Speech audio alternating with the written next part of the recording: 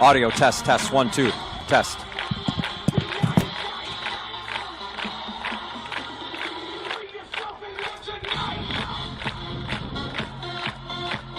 Microphone 2, test, 1, 2, 3, test.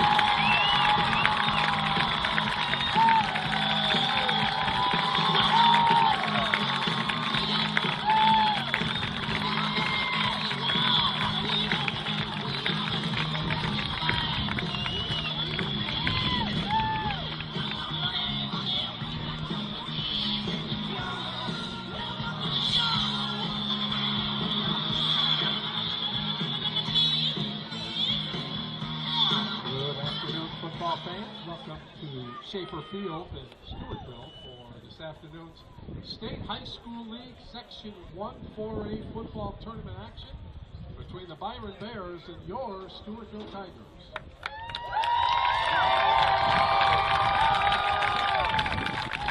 At this time, I ask you to stand if you're not already and remove your headwear as the colors of our great nation are presented by the Stewartville American Legion Post 164, VFW Post 8980, and Sons of the American Legion.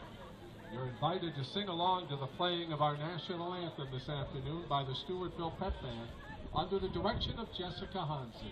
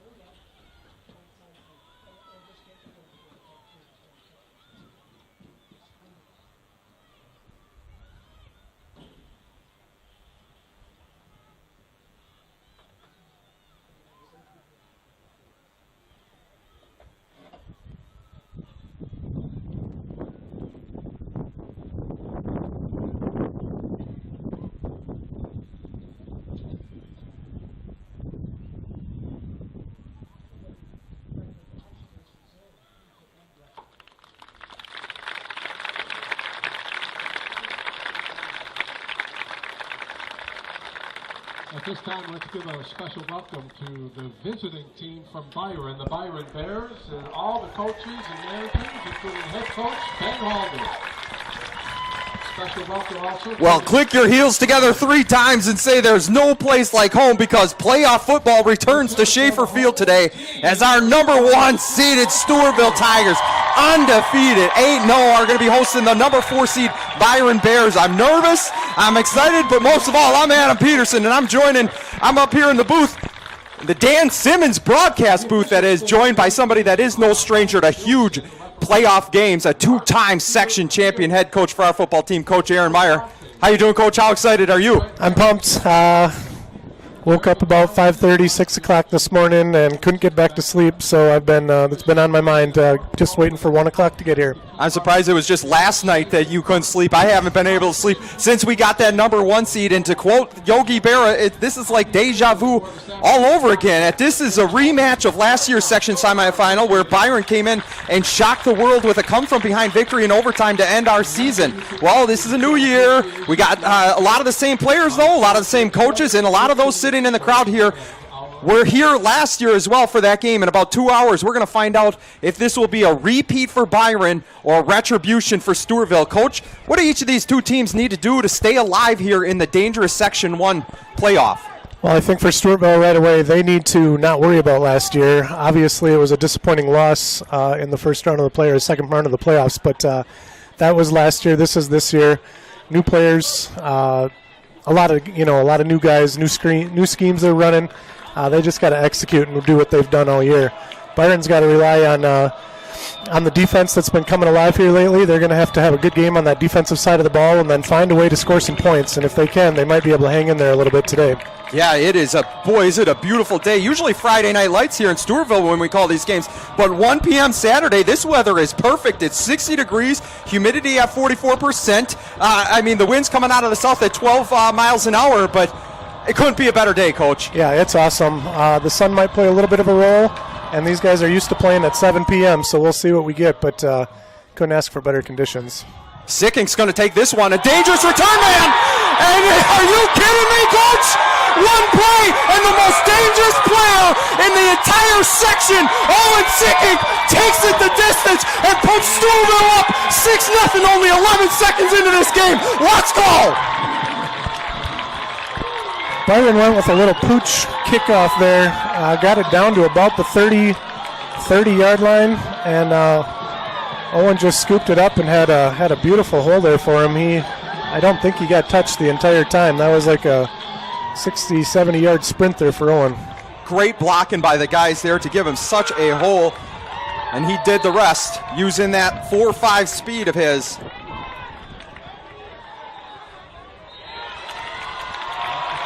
And the kick is good, as Wangen has been dynamite all season from every position.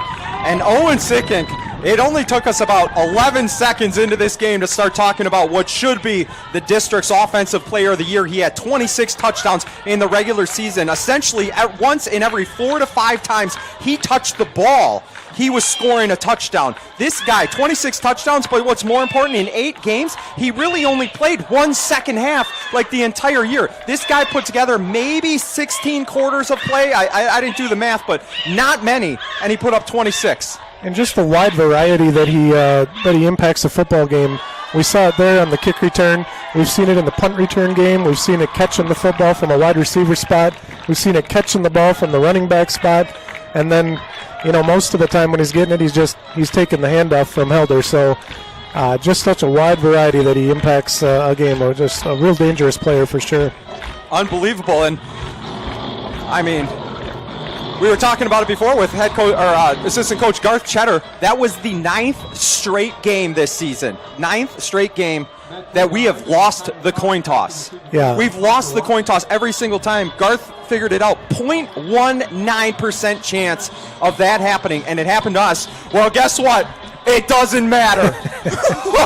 Sickink says, yeah, kick the ball to me. Good luck. But pick your poison. Carter Miller last week against John Marshall took that one to the house opening kickoff. We've had, 3 or 4 games this year where we've housed the opening kickoff. Yeah. I know that one Carter Miller one here where we couldn't see anything because of the baby powder against Winona. Got called back, but nonetheless, as Wangen's going to kick this one deep, we'll see who's going to take this ball. It's going to be Freegard. He caught it at about the 7-yard line. Great play there by Zach Schreiber, but Braden Nelson coming downfield. Boy, Freegard moved away from him because if you saw the highlights last week against John Marshall Rockets, you know 22's coming downhill, you get to the other side of the field. Yeah, and Schreiber did a great job of shedding a block there and taking out the outside leg. That was a good job by him of maintaining his contained position on the outside.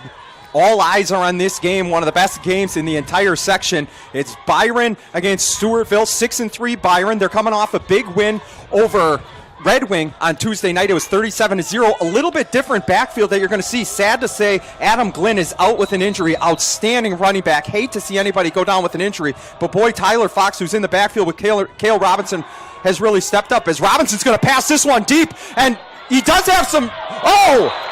Dominic Cartney had a step on our defensive backs, and luckily it bounced out of his hands because that could have been big play for big play, and they're going to need that. Yeah, hard play action to the left. They faked their left zone, which will be a play we'll see a lot at today.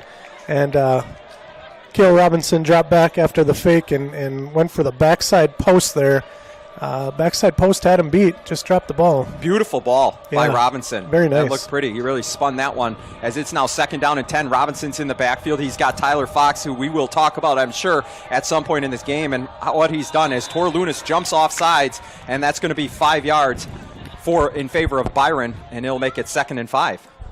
So sorry, go ahead. No, Coach. I just on in reference to that last play, one of the things I'm going to be Defense, number 54, 5-yard penalty. I'm going to be paying attention to the wide receivers and how well they're able to track that ball. With the sun shining as brightly as it is today, it might be something that we notice a hard time catching that ball. Yeah, this defense, one the best in terms of scoring defense in the entire state, allowing just above 4.1 points per game as they're going to do the read option, and Grayson Schneider stops him in his tracks as Fox goes down. And it's going to be 3rd down and maybe a long 4 because I think Fox did pick up about a yard. And it is right down at the 30-yard line. They'll need to get just past the 35 to get a 1st down. We'll see if this Stewartville defense, who's been so fantastic this year, can get a 3-and-out right away. With Sickink blowing open that opening kickoff, and if the defense can get a 3-and-out, boy, it would be a fantastic start for Stewartville. Robinson tries to throw this one. It was tipped at the line. I believe that was Schneider that got a hand on it. That was intended for Cartney again. And he'll bring up 4th down, and I believe Netsky is their punter. Byron using a trips right set there. Just had all 3 receivers running to the sticks, turning around, trying to take advantage of possibly a little zone action there from the Tigers. But the tip ball certainly big play for Stewartville. And I know we talk about this defense that they've allowed 33 points a game, but you and I both know that all through 33 of those points are not a result of our defense nor the starting defense. You had that kickoff return for a touchdown, Red Wing. That was on special teams, obviously. And then we had the fumble at the 3-yard line, which essentially almost put them in the end zone themselves. As they're going to bring some pressure. They're going to kick that one to the right side, probably out of bounds. Anything away from Sickink is smart.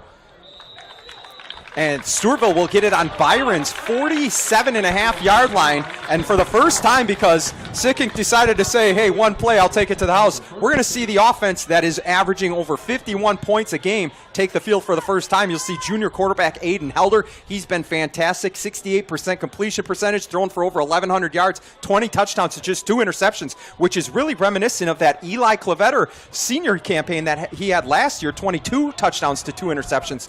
So Coach Muller continues to breed these outstanding quarterbacks as you'll see Helder in the backfield. Sickink and Riggin are the running backs. You got Malone, Colton Parker, and I believe Henry Cheddar on the far side. Helder, hard count. And they throw a flag. They're calling false start on the Tigers. So we saw this defense the last time we played Byron where they didn't have any defensive linemen up, necessarily, I should say, down on the ground at the line of scrimmage. They tend to move around about that 2 to 3 yard range, and then they'll send a random, for us it's random, obviously they know who's going, set of rushers. Yeah, just trying to confuse the offensive line. Good seal block there by Riggin as Sicking's following Jansen, who just blew somebody up. First carry of the game. And old Zippy's pushing people around as he gets down. Sicking does to the 40-yard line. Picks up not only the yardage from the penalty, but another 7 as we're going to go 2nd down and 3. So as you noticed, and you were mentioning, the Byron defensive line is mulling around up there, moving, standing up, backing up 3 yards. It's just trying to confuse the offensive line, and Coach Muller goes to a zone run right away. You're not blocking a man, you're blocking an area, and that's going to be a great way to counter this particular defense that we're seeing here from Byron. Tight trips to the left. He's going to hand that one off to Sicking off the right side, trying to find a seam. But great job there. We'll get his number as soon as he gets up. I believe that's Netsky, 84. It is. As he drops Sicking at about the line of scrimmage, if not for a little bit of a loss. Yeah, good backside pursuit by him. He did a really good job of just staying flat, getting his hands on Owen, and just wouldn't let him go. We've seen Owen break a lot of tackles this year, so that's some strong hands on that young man. They bring in the Thunder to Sicking's Lightning as Braden Nelson is checked into the game, number 22. And to offset that power, you got speed as well as Carter Miller is there on the left side in the type trips formation with Henry Cheddar and Colton Parker. Tegan Malone's on the near side all alone. They got 5 wideouts. Helder's going to drop back to pass. Carter Miller out in the flat. He's got some blocking from his wide receivers. Picks up the first down, which is most important. Gets down to the 32-yard line of Byron as the Stewartville Tigers move the sticks. And we talked about this in the Winona game. Talk about the number of first downs. I think they had 27 that game. We talked about the methodical approach that they used against the Windhawks and got the job done. So they can do big plays for Owen Sicking. They can also move the chains. They can play any way you want. As Helder gets a new set of downs, he's got Miller and Sicking, 2 of the fastest guys in the district, in the backfield. As hard count, he tries to get a pre-snap read on who's coming and point out what he thinks. Helder's going to fake the handoff to the left. He's going to pass that one. Colton Parker. Oh, he gets absolutely drilled there by Isaac Dearborn. And Parker pops back up, thankfully, but what a hit. Man, as a football coach, that was just a really awesome football play right there by everyone involved. Good play action. Good job finding the open receiver. Tremendous catch by Parker and holding on to the ball, and we saw the hit. That was a big stick. They need to make sure Colton Parker's okay. He's walking away from the athletic trainer on the sideline, but everybody in the stadium saw the hit there by Dearborn. Incredible. Yeah, and it looked like real good form, too. Yeah, I mean, his hand was out to the side. I just thought that was a really nice football play. Same play out to the flat. Wangen and Cheddar are trying to give Miller some blocking. Miller cuts it back and gets another first down. 2 passes to Carter Miller. 2 first downs, as you can hear the cheers from the family farm in Mabel Canton, as old number 5 is moving the sticks for us today here in the first quarter. So obviously Coach Muller found something in the scheme where he likes the flats. We've seen 2 quick plays early, getting the ball into Carter Miller's hands there. Picked up at least 4 to 6 yards on the first one and probably 8 to 10 there. So we're seeing the 2 schemes kind of come head to head here. Byron trying their radar defense is what I like to call it, and Coach Muller finding some room in the flats to use the... Looks like this might be your moose package here. Oh, no, it's just an I formation with Schneider doing a good seal block there. And Sicking's going to score his 2nd touchdown of the game. Only 4.5 minutes into it. Incredible. Great blocking on the right side to seal everybody off. Grayson Schneider was able to seal it so that Sicking could get around, and then he cut it north and south. That's I don't know what direction that is. Could be east and west. I'm not real good at cardinal directions, but it doesn't matter as Sicking ends up in the end zone, and Stewartville goes up 13-0, Coach. It's got to be exactly what Coach Muller and the staff wanted. Get out early, erase those bad memories from last year, and don't worry at all about that. It's in the past. Focused on today, and they certainly are at this point. And here's Wangen right through the uprights, and if my math is correct, I believe 42 of 47 on extra points this season, as he's been dynamite. And even better, he's just a sophomore. Yeah, and 47 PAT tries is a great number for any offense. Yeah, we haven't had that many since the Stenberg days probably, huh? Yeah, I would say that's probably, and we may not have that many then. You got to tell me, how many touchdowns did your daughter say Owen Sicking would have today? Did she give a prediction? We didn't talk about it, but she's always up around that 5 mark. She likes to fill a whole handful. Well, he's got a good start, and what a streak he's been on. I don't want to jinx him, but I'm going to say it anyway. 8 straight games in the regular season of 3 or more touchdowns, and he's got 2 today, as there's only about, they got to fix the clock. I believe there's 7 minutes and 40-some seconds left in the first quarter yet.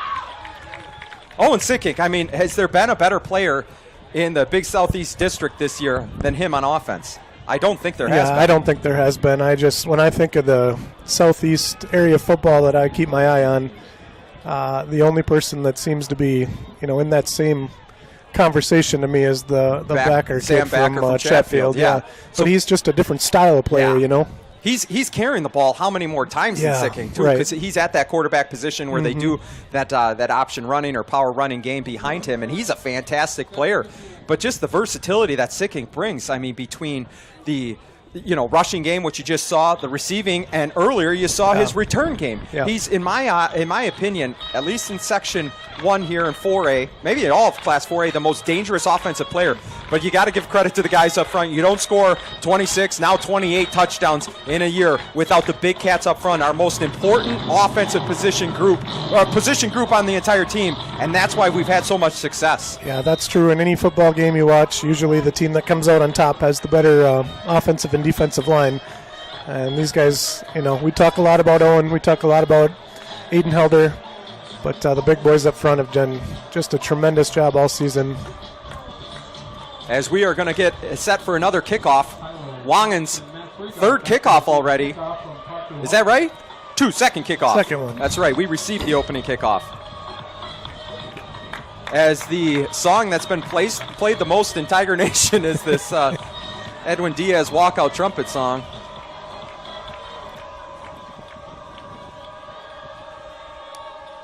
Back to receive Tyler Fox, and I believe Cartney's back there. Cartney's going to take this one at about his own 6-yard line. He's got a big hole, but the Tigers kind of close in the middle as Cartney returns it about 22 yards to the 29. And Byron's second offensive series is going to take place. We talked about Tyler Fox. Adam Glenn down with an injury, fractured clavicle. Somebody sent me the picture of his x-ray, and just horrible injury. And obviously we want to send well wishes to him because he's a fantastic player. I believe the game he broke it in, he played 3 quarters, over 300 yards on the ground on 31 carries, and I believe like 3 or 4 touchdowns against Mankato East. So having the game of his life, and unfortunately went down. So definitely get well soon. They do have a new running back there. Luke Schuer's the other guy besides Tyler Fox, so it's going to be Robinson and Schuer in the backfield as he's going to hand that one off to Schuer on the left side. Good blocking there by the offensive line to open up a hole, and Schuer picks up about 8. Yeah, 2 pulling linemen leading the way. Good job getting behind them, getting north and south. We're going to get a 2nd and 1, 2nd and 2 here from Byron. See what they go to early. And Coach Muller talks about it all the time. Your third down conversion rate is always based on the success you have on first and second down. And the Byron Bears, after going 3 and out on that first series, could not ask for a better first down play. As, like you said, 2nd down and 2. They're inching closer towards that midfield. What is it? Stacking wood, carrying water, right? Yeah, one at a time. As he's going to do the read option, he's going to keep this one on the right side. And Cheddar comes in from the defensive back position to make the tackle, but not before Robinson gets across the 40-yard line and gets Byron their first down of the game. We talked about it the last time Byron played. A lot of running there by Cale Robinson. I don't think he's ever going to tighten up. His legs are loose as he runs to the sideline to get the play. Yeah, I hadn't really ever paid attention to that, and then since you brought it up, I tend to watch every single week on how that ball's getting or how the plays are getting in and out of the huddle. So yeah, Robinson's probably saying, did you have to put it on the left hash? We're on the right side of the field here. As it is 1st down and 10 with 6:46 to go in the first quarter. Stewartville up 14-0, and Robinson's going to take the snap. He tries a hard count as Parker looks like he's coming, and he does. Great play there by Grayson Schneider, and boy, has he been a presence this year on this outstanding defense of Alex Hain. Really good job of Grayson of staying flat. I mean, he doesn't get any penetration into the backfield. He's coming straight down the line of scrimmage, and when the ball's running away from you as a defensive end, that's exactly what he's supposed to do. We've talked about it this season, and the improvement that we've seen out of that young man is fantastic. Just getting a little bit better every week. And as a big, strong sophomore, it's awesome to think about where he could be in a couple years if he keeps on this progression. Yeah, physically, we knew he was ready for this. It's what he's done mentally and how he's prepared and how he's learned from those first few games of the season. that has really stood out, as he's going to hand that one off to Schuer. I think Parker got around the edge. He did. Parker was the one that wrapped up those legs, and Schuer had nowhere to go. Unfortunately, it looks like he's staying down. Somebody's staying down, I should say. I think it's one of the offensive linemen, Peyton Jacks, 51. Peyton Jacks had an outstanding game on the defensive line the last time we played these guys. So hate to ever see anybody go down with an injury. Jacks, a junior for this Byron Bear squad. This is our first extended break. 5:43 to go in the first quarter. Like we said, Stewartville up 14-0 as it'll be coming up to about 3rd down and 6 as the athletic trainers attend to Jacks. Coach Alex Hain has done a fantastic job. You saw in that first play call, even though Grayson Schneider was the one that stopped Schuer, it was Colton Parker coming off the right side, and that's where they ran the play. It was like he knew it was coming. He sent the blitz off the right side. I think that took the blocker away, which allowed Schneider to come down straight down that line and make the tackle. Yeah, I know Coach Hain watches a ton of film, and so he likely. Coach May, holy cats! It's hats off to our coaching staff for watching as much film as they do and preparing all the players to be ready. But then it comes in handy for them as well when it's time to dial up the right call or kind of know what their tendencies are. On first down, they run zone left, or they like to run the pulling guards left. Then they kind of have a play dialed up on how to counter that. So we get to see the preparation from the coaches as well as the players. It's fun to see. Yeah, like Coach Hain says, #1 scoring defense, not by accident. Hardest working coaching staff around, and the players have bought in, and they've been fantastic as Stewartville will try to get a big stop here on 3rd down. Byron at their own 45-yard line. Stewartville send in the house. Robinson tries to roll out to the right. Oh, yeah, we got a big holding call no matter what happens here. And Netsky makes the catch, and Cheddar brings him down, but that one's coming back. You could see the jersey get pulled and spun, as it'll be 10 yards from the spot, and it's probably going to go all the way back near the 30-yard line and make it 3rd down and a mile.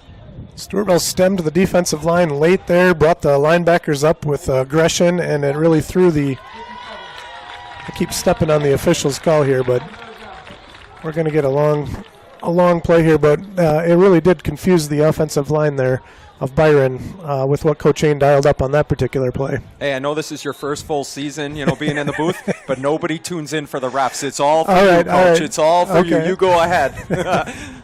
As Byron's going to be 3rd down, and I won't do the math. I can do the math. 21, because they have to get to the 49. They're right at the 30. Thanks for putting the ball right at that spot. As Robinson's probably going to roll out. Ooh, a bad snap. He picks it up, though. Throws it back. Peyton Byrne picks it off! Oh, he got tripped up! Oh, my gosh! Are you kidding me, Peyton Byrne? Look at the soft hands. Coach, if you don't put him at wide receiver or make him eligible, Coach Muller, I don't know what you're doing. Soft as a pillow. Wow. Look at that. If he wouldn't have got tripped up, that would have been his 2nd touchdown of the season, and this place would have erupted like an Aaron Simmons concert at the Stewartville Civic Center. Well, that was a fantastic play, and just being alert and recognizing that the ball was coming his way, and as you said, showing off those soft hands. Not those cement hands like that. He's got the soft baby lotion there. So incredible play. Peyton Byrne. What a dream for a defensive lineman. Ball just up in the air. The guy fell down. Yeah, 9 times out of 10 you drop that because you're just so excited to see it coming at you. So good job by him. Helder's going to send Malone in motion. He's going to put that one to Sickink, running off the right side. He ran into a few of our own guys and got knocked off balance. Well, we saw on the penalty play right before the interception there, the quarterback rolled right, Robinson rolled right and threw across his body, and it actually completed a pass. So to see him run like a misdirection screen, it makes sense, but it looked like the receiver might have fallen down on that interception there for Peyton. If Peyton watches his back, I'm going to say no, he was locked in coverage, Carter Miller, Zach Schreiber shut down corners. Yeah, so is Peyton Byrne. Yep. Dylan Heimer on the tackle, actually a son of one of my coworkers, Lisa. So good to hear his name as they're going to hand that one off to Sickink off the left side. He's got some great blocking. Tor Lunas pulling. I'm sorry, that was Drew Anderson, 64. I thought it was 54. Just working down the field, 2 and 3 yards a carry. as it is now 3rd down and 5, 4-down territory for Coach Muller. Gosh, I bet you could count on one hand the number of punts we've had this year. I bet you're right. I bet it is. It can't be more than, it's definitely not double digits, No, I'll tell you that. I would agree. I would bet these crackers and cheese that they brought us up here, whatever families that are, we appreciate it. Yeah, thank you for that. I would bet that whole cheese tray right there that Parker Wyman is not punted more than 10 times. Trips right. You got Sickink coming in motion. They're going to fake the jet sweep, and Helder's going to run this one. But good job there by number 88, Dylan Heimer again, the senior. Yeah, reading the keys, saw the pulling lineman going left, and so he stayed home and tracked the ball carrier, who happened to be Helder, wrapped him up. Really a 1-yard gain, 0-yard gain. Great play by him. Yeah, Helder, you've been seeing him run the ball a little bit more. 3 of the last 4 games, he's had a rushing touchdown. So I know he's thrown for 20 touchdowns, but he also has 4 on the ground. As it is 4th down and a long 4, we'll say. Sickink's behind Helder. Cheddar they're trying to get him to jump off sides, maybe get that 5. And Coach Muller's going to call a timeout. And think about this. They're putting the Moose package in. You know, you wonder if he's going to do a little razzle-dazzle here, maybe pitch it out to Sickink. Sickink throws a halfback pass. You don't think Byron's coaching staff is listening into this, but either because, 5 yards out, 4 yards out, are you running it here? I will tell you this. Coach Muller is the very best at calling a timeout in these situations and then finding a way not only to get the first down but into the end zone. So I would bet half of that meat and cheese tray that he dials up a really good play. We're getting something. Here. We're getting either the first down or all the way in the end zone. Yeah. 3:02 left here in the first quarter. Stewartville up 14-0. We are facing our first 4th down of the game. And, Stewartville has been fantastic this year. In 4th down conversions, our offense is converting 42%, 8 of 18. And we'll see if he can get that 2 out of 5 percentage right now. You think pass or run here, Coach?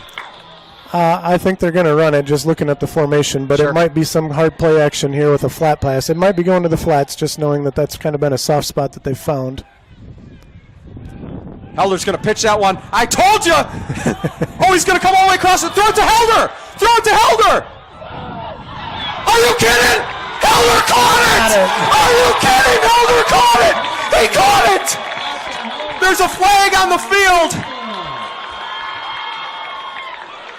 I think the flag's going to be for some post-touchdown activity, but that was an amazing play.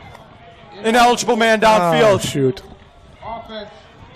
Oh, man. 5 yards, 4th down. Hey, did I not say he was going to do a halfback pass? I don't know what's going on. Coach Razzle was in on the meetings this week. Yeah, right, like they would let me. I would.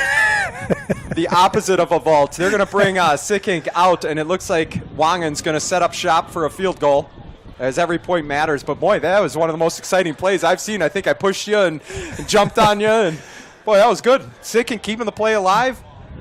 Byron guy patted up in the air. Helder somehow one-hand catch.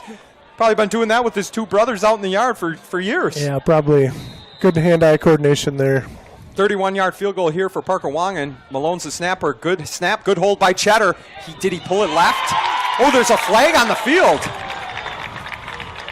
Why are there always helmets flying off? They're going to say that one's... The coaching staff is pointing towards Byron, but it looked like the preliminary call from the guy coming in is holding. And I thought the field goal was no good. Did the refs call it good? Well, I thought Gary just announced it as being good. So I thought they pulled it left. I thought he did too. Hey, good thing we have a delay here in the feed. You pay attention to the refs. I'll pay attention to this field goal and see what the refs signaled. The refs signaled no good. Dead ball. Personal foul. Defense. Oh! Personal foul on number 8, Matthew Freegard. And they're going to say it was after the field goal. After the kick. Yeah. So Byron will get the ball. However, it'll be half the distance to the goal. What a turn of events there. Yeah. I was super pumped up for the Owen Sickink to Aiden Helder pass. And then I was a little bit heartbroken. And then Wangen kicked it. I thought we were going to get the first down because of the penalty. It was after the play, as now Byron's going to take it over as Stewartville fails to score for the first time having the ball with 2:43 to go here in the first quarter, but still up by 2 touchdowns. Yeah, and Coach Halder won't be very happy with the personal foul after the play, but he's going to be really proud of his guys for holding tight there. They've kind of been that bend and don't break type of a defense for the last few years, and you certainly saw it right there. Yeah, especially being put in a bad position with the interception by Peyton Byrne deep in their own territory. Great job by the Byron defense. And this Byron defense has been fantastic the last 3 games. They put up their first shutout of the year on Tuesday against Red Wing. The prior 2 games, one of those being against one of the best teams in 5A, Rochester Mayo. I heard that these guys had 10 turnovers that they forced. And if you're talking about a pathway to victory for the Byron Bears today, it is you need to get turnovers. You need to take the ball out of Stewartville's offensive hands, and you need to create more opportunities for your offense. Yeah, it's the one game I did go back and watch since the last time we played Byron was the Byron versus Mayo game, and they were ripping the ball out of the receivers' hands. They were finding a way to get to the quarterback, and they just got the ball was on the ground so often. There's Tyler Fox, gets a good head of steam going upfield, and he might have picked up all 10 that they needed. Great job finishing the run there. You mentioned the head of steam he had. He ran through the tackler for an extra 3 yards. An offensive line loves to see that when the back is running that hard. Tyler Fox, what an incredible game a couple weeks ago against Albert Lee. Somebody told me he had 4 interceptions in one game, and I believe he had 3 rushing touchdowns, and one of those interceptions went for a pick 6. So 4 interceptions, 4 touchdowns. You're seeing him in the backfield now with Cale Robinson. Oh, another bad snap off the hands, and Toro Lunas is there to say, "You're going nowhere, Cale." I mean, he looks like Popeye that eats spinach, but right there he took down Cale. So any green leafy vegetables good for Lunas, as 54 in his first year back on varsity football has made a huge impact, especially on that defensive line. Yeah, good job just hanging with it. The bobbled snap there kind of made it hard for to figure out where that quarterback was going to go, but Lunas stayed with him so well. So you got Cartney on the near side. On the far side, you got Freegard, and I can't see who the other receiver is as Cale Robinson tries to roll out. Oh, my goodness, did somebody over-pursue big time. Oh, my goodness, what in the world happened there? People flying around. Caleb Jansen went flying. Grayson Schneider was the one that pushed him out, but Schneider's staying down with an injury. The 3rd time I've seen Schneider's helmet come off, too. Yeah, right after he tripped up the quarterback, he grabbed something. Let's hope he's okay. Boy, I don't know if it was Wangen or I think it was Ian Hoot that came around that left edge and just completely over-pursued, and Cale Robinson was able to spin out of it and buy some time going to the right, and then our big boys gave chase with Schneider and Caleb Jansen. Hope he's okay. We got Peyton Jacks went down earlier. I haven't checked to see if 51's been back out. No, he's got ice on his leg. Still on the bench over there. But Schneider gets up and walks off on his own, which is a great sign. And it is now 4th down and about 8. I think Schneider wanted to stay on, but they told him, hey, athletic trainer comes out, you got to sit out at least one play. 4th and 8, deep in their own territory. I would imagine that Stewartville's going to send the house here. Netsky's going to try to have to get this one off. He does have 3 personal protectors right in front of him. Something that Mayo did a lot was try to get to the punter. They got very close to blocking a couple punts a couple weeks ago. And Coach May and Coach Pops, nobody better as a special teams coordinators. And they did not. They let that one go. And Sickink's going to, oh my goodness, great Byron bounce. But you know Sickink likes to return these as they do the old 747 standing in front. Sickink was still on his feet, took another 4 or 5 yards after the guy had him wrapped around the waist. And he returns that one about 18 yards. I'm just completely guessing there. Stab at the dark. As Sickink gets to the 46-yard line of Stewartville. Byron's got to be happy with the punt, though. I mean, flipping the field as much as they possibly could there. Going from about, he punted it from about the 3 or 4 yard line to get it all the way down to the 30 was amazing. Yeah, great punt by Netsky. He got it past midfield. It took a great Byron bounce. Sickink brought it back to where it essentially landed, as Stewartville will take over at their own 46-yard line with 52 seconds to go in the first quarter, leading 14-0. Tight trips to the left. He's going to send Carter Miller in motion. Sickink in the backfield. Helder takes the snap, gives that one off the left side. Sickink, and he's got a few guys in front of him. Oh, a horse collar tackle. Are they going to call that on Byrne? Well, the flag was thrown right at him. We'll find out here.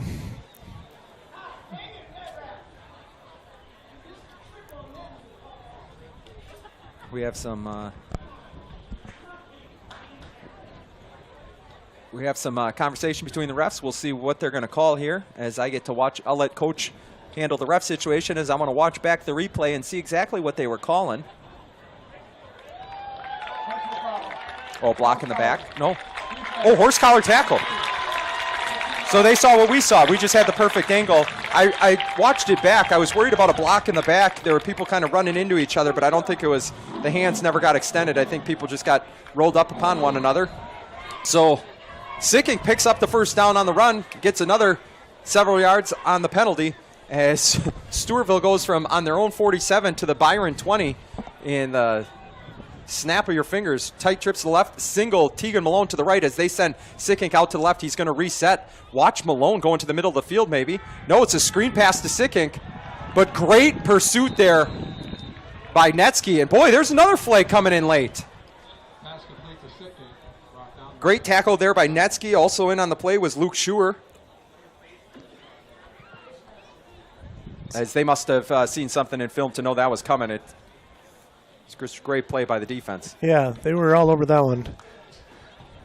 It looks like the offensive line is walking forward. Yeah. And the defense is moving back. It's almost like they know it's on them. Was it a face mask? That's the only thing I can think that it could be. And the first down marker is moving. Slim over there doesn't get many things wrong, so. Just ask him. Yeah. It is a face mask on the defense, on the tackle. Second down and a football length. I say that, and Slim is one of the nicest human beings in the world. I shouldn't be picking on him, and he would be the first one to admit if he doesn't know something. He'll just laugh it off and say, "You don't ask me, I have no idea." Yeah. So, Helder in the backfield, he's going to send Miller into motion, and that's going to be the end of the first quarter as Stewartville has a 14-0 lead behind two big Owen Sicking touchdowns. One on the opening kickoff from 75 yards away, where I don't even know if he got touched, and then another one on a 5-yard touchdown run. That made it 14-0. The defense here for Stewartville has been fantastic, but Byron has really responded after those first few touchdowns of Stewartville. Peyton Byrne had the interception deep in Byron's territory. They were able to stop the Stewartville offense and create a missed field goal, and now they'll be challenged again going into the second quarter as we are deep into their territory. Yeah, this drive here is going to be really, really key, especially for Byron. If they can hold him again, it's just going to give them hope and build that confidence that we talk about. If Stewartville can get in here, going down 21-0 early in the second quarter is going to feel like a lot of points to make up. Yeah, but if you know one thing about Coach Halder's team is that they never give up, and we learned the hard way last year on how that could be, up 14-0, and they scored 2 touchdowns in the last 5 minutes. But different teams, different programs this season. Byron coming in at 6-3. Really, their only 3 losses to all state-ranked teams, too. You had Stewartville ranked number 1 in 4A. You had, at the time, Winona they lost to in overtime just because Winona got the 2-point conversion. At the time, I think Winona was ranked 10th. And then they lost to Rochester Mayo, who I believe the last time I looked were ranked 7th in 5A. So the losses that Byron have are not to some jokers for teams. They're outstanding teams. And they do have a win over Casamantaville in week 1, who Casamantaville is now ranked. Absolutely. Casamantaville, Winona going on right now. Not really paying attention to that because I'm locked into this game. All I care about, you only can control what you can control, absolutely, right, Coach? Yep. And what we can control is helping me and you, helping Coach Muller get the win here, doing Put our up the job. good vibes, yep. Boy, I'm not really enjoying looking into this side of the field as the sun is right into our eyes. Look at you got Drew Anderson, Peyton Byrne doing a little Cotton Eye Joe dancing out there. Can do it all. Speaking of good vibes. Yeah. Just thinking about your comments on Byron's record, also losing the key players that they have here with, losing their top performing skill position player, Adam Gwynn. Yep, he's out, and then they, I believe, they lost a wide receiver to the same thing. But you just tip your hat to their coaching staff for being as competitive and keeping everybody else going. They've done a great job this season as well. So many coaches say next man up, but Byron has put that into effect. As you saw Tyler Fox really respond. Luke Schuer's been contributing. There's that fake one-way, and he's going to get in untouched. He's got the big cat saying, "Don't touch Carter Miller!" What a play call. They sent Sickink, the Swiss Army knife, out to the right. Everybody went his way. And there was Carter Miller sneaking out of the backfield, and he had a whole host of big cats in front of him saying, hey, follow me, Miller. We got your back. Yeah, you called that perfectly. He absolutely could have walked in on that one. One defender to block and 4 big bodies in front of him.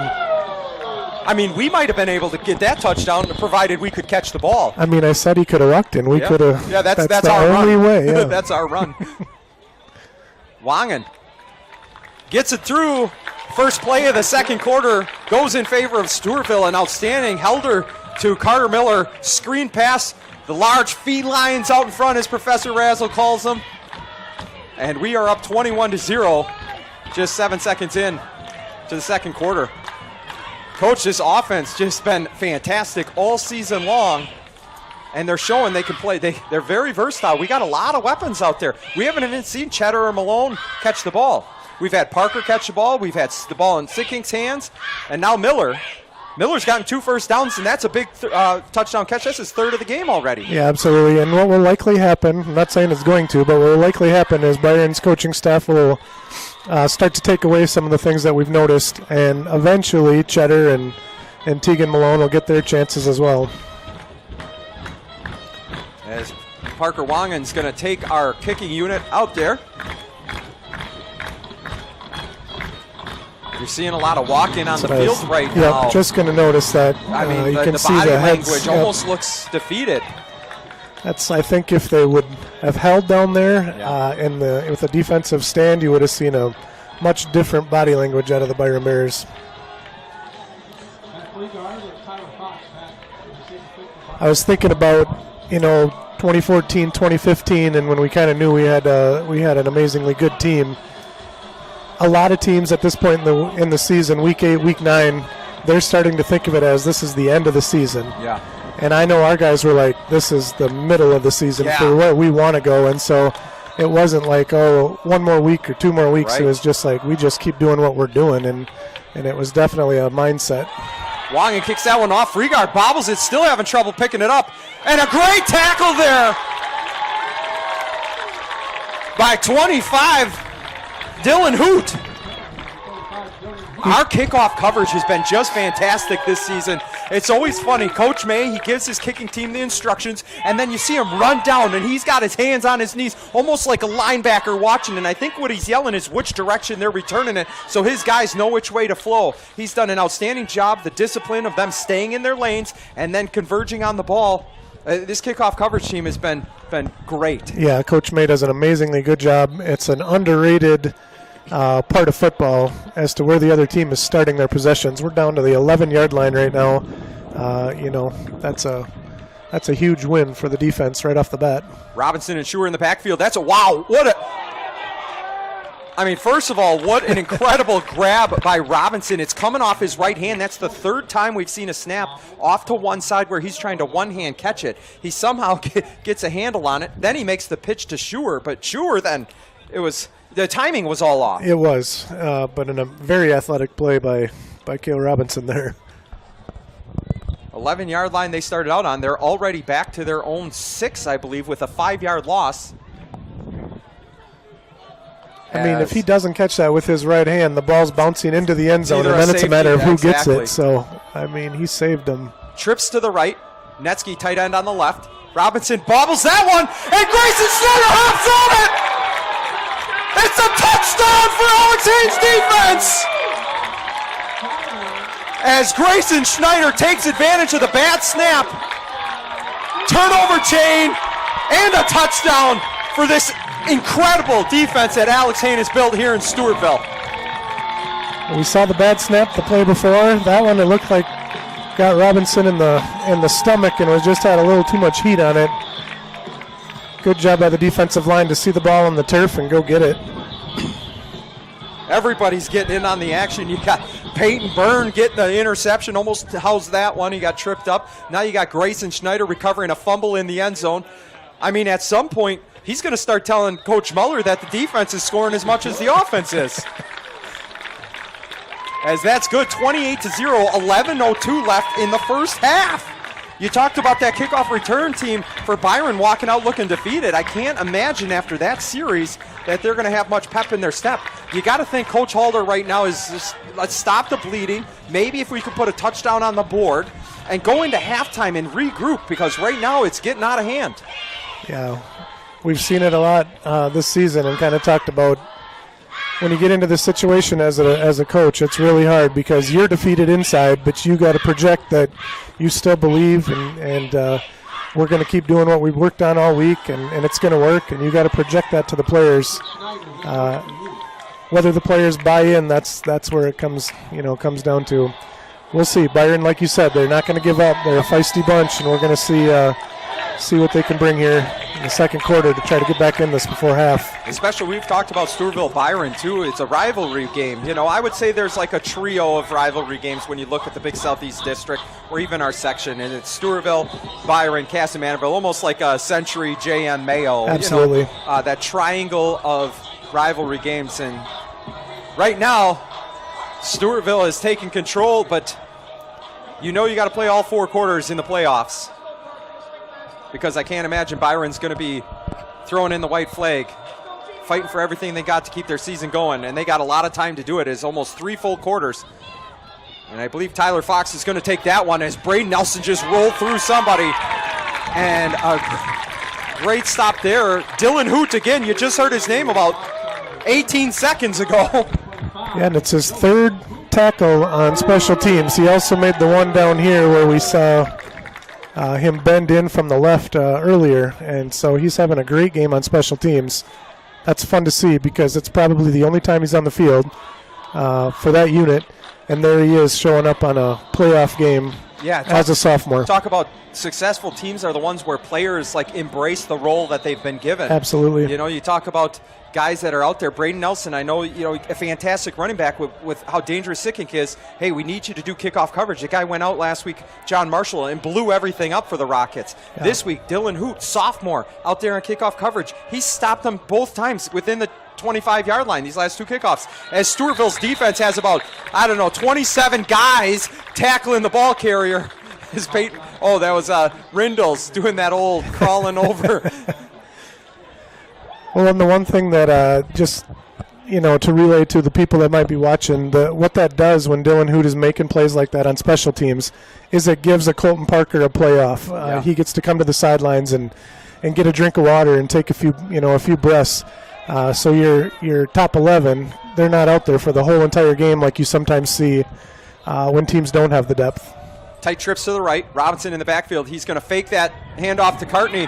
And fumble! Ball's on the ground. Did they call it was before the tackle or no? They are pointing Stewartville's way. Another turnover for this #1 defense. And this is going to be Brian Rindles getting the turnover chain. As Alex Haynes got a smile from ear to ear.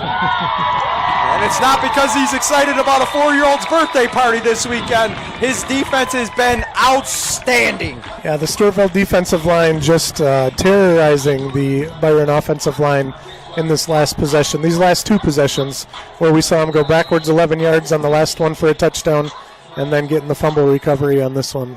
Fumble recovery at 10-11 left in the second quarter by Bryant Rindles. I mean, you talk about a turn of the tide. There's Sickink. Wow, shifty hips there as he kind of stabs to the right, moves to the left. But Schuer is there on the tackle as well as, I believe, Netsky. You've heard those 2 names quite a bit here on the defense. Yeah, and had those 2 not been in there, as feisty as they were, the Stewartville offensive line was about 5-6 yards downfield taking care of the secondary. So tremendous job by those 2 to wrap Owen up for only a gain of 4. Helder's out there getting his guys. He's got Riggin to the right, Sickink to the left, Malone split out wide to the right. And as they do many times, it's probably going to be a tight trips. Wangen, Riggin, and Malone all to the right side. Sickink in the back. Here comes Riggin in motion to the left. Stabs to the left. He's going to hand that one off to Sickink. He's following Peyton Byrne and a couple other big cats as he drives it down inside the 5-yard line. And a flag comes out late. And it has to be around the area of Peyton Byrne. You don't know if it was something extracurricular. You hope Byrne didn't say anything. Oh, he gives a little thumbs up here. Yeah, we're starting to see the after the whistle mischievousness starting to. That sounds like a word a speech teacher would use. Personal foul on the defense. Half the distance to the goal. So I imagine the Moose package, yes it does.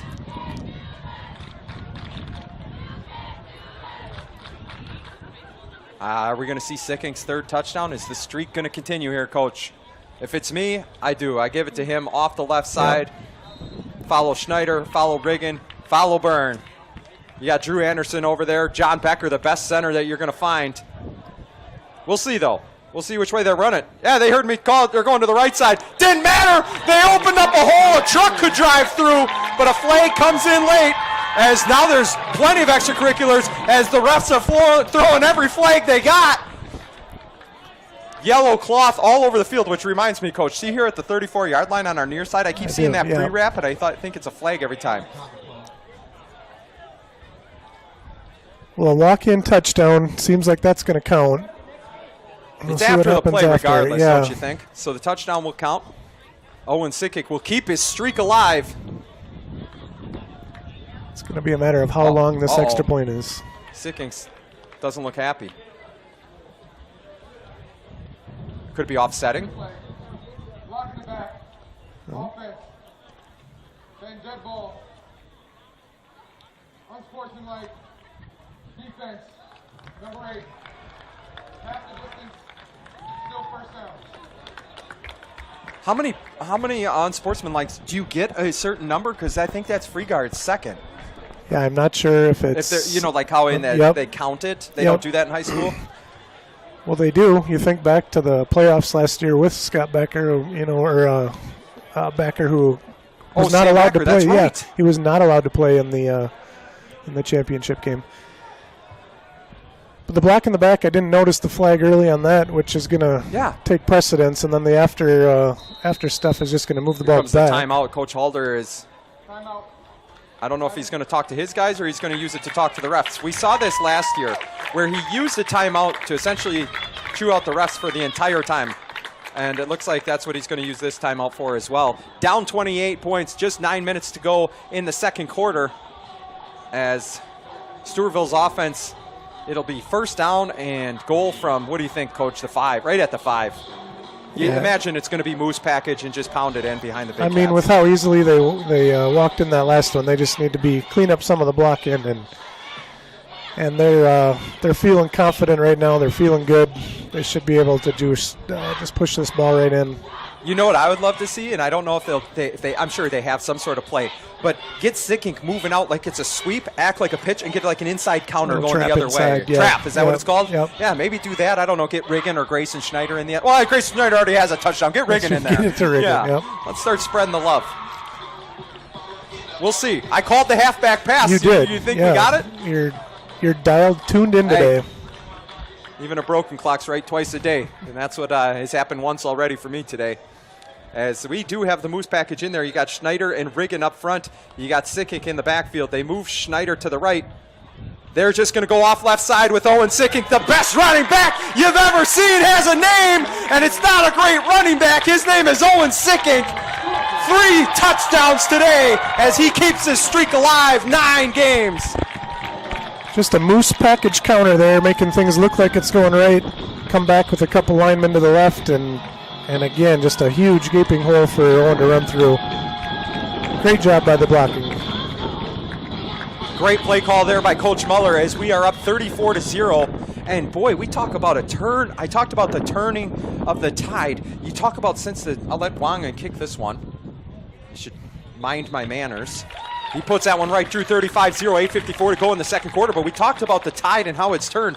Going into the second quarter was 14-0, and then we saw the Carter Miller touchdown off the screen coming to the left side from 20 yards out. That was at 11:53 left. Then Grayson Schneider had the fumble recovery in the end zone at 11:02. That was 51 seconds later, made it 28-0. Bryant Rindles gets the fumble at 10:15, and just under a minute and a half later, Sicking scores. It went from 14-0 to 35-0 in the matter of 3 minutes of game time. Yeah, and using 3 minutes. all three phases, making that happen. The offense, the defense, and the special teams all pitching in to make that 21-point swing. So a huge rush of momentum just all swinging Stewartville's way. Boy, and I don't know who the news reporter is down here. We got so many filtering in. She's got a lot of highlights that she's going to have to sort through here in the first, 15 minutes of game action. And you see it again, the kickoff return team walking out to their spots, walking out as the Tigers continue to push the foot on the gas. Here comes Coach May. We'll see if he goes down. Yeah, he's going down. Watch him walk towards. Was he gonna? He's not going down as far as he usually does. Do they got some trickery up their sleeves? How mad would the coaching staff for Byron be if they tried? Well, I will tell you, they have 7 guys up front. Yeah. Last time we played them, they had 5 guys up front. We tried an onside. I watched the Mayo game. Mayo tried an onside. They only had 5.5 guys up front. Now they have 7 guys up front, so they've adjusted. Yeah. I think we'll see them kick deep. And they do. As Tyler Fox is going to take this one at his own 9-yard line, and he's trying to follow free guard. Something just happened that people came out of their seats. Pretty obvious hold there. And guess who they were trying to hold? Dylan Hoot, probably. Boy, a lot of flags this game, but warranted. It's not like they're overcalling. It's just I think the emotions are getting the best out of some people. Holding. 17, 76. 10-yard penalty. First down. As that's going to eliminate the return from Fox. So as a coach, when you get this many penalties, there's a lot of them you can take. You can take the effort penalties. Maybe you're blocking a little longer than you should have, or getting a little more aggressive than maybe the ref wants to see. But the ones that you don't like are when it's sloppy technique or the after the whistle stuff is just hard to take sometimes as a coaching staff. So Byron will start this drive at their own 16-yard line after the penalty. Robinson in the backfield, and I believe Schuer is next to him. It is. And boy, Colton Parker filled that hole real quick. You saw Jelly get pushed out to the side. Great job by the tackle, but then just like he's probably instructed, old Colton Parker coming and filling that. Yep. Just found the open window and filled it. Wonderful job. That's linebacker 101 right there. But you talked about keeping our guys fresh, too. This is like the 4th different combination of safeties. We got Isaac Larson and Jace Klug now back here. We had Wangen and Larson back there. We've had Cheddar back there. Parker Wangen's been back there. Even the defensive line, you got Hart, you got Anderson, you got Jelly, and you got Brady Holt in there as they're going to try. Oh, my gosh! Caleb Jansen with no regard for human life just obliterates their running back. Holy cats, did he smoke him. Zippy. Zippy is a big, strong, fast. What? What? Yeah, he was targeting their running back to put him 8 yards behind the line of scrimmage. I don't know if he led with his head. He was so fast.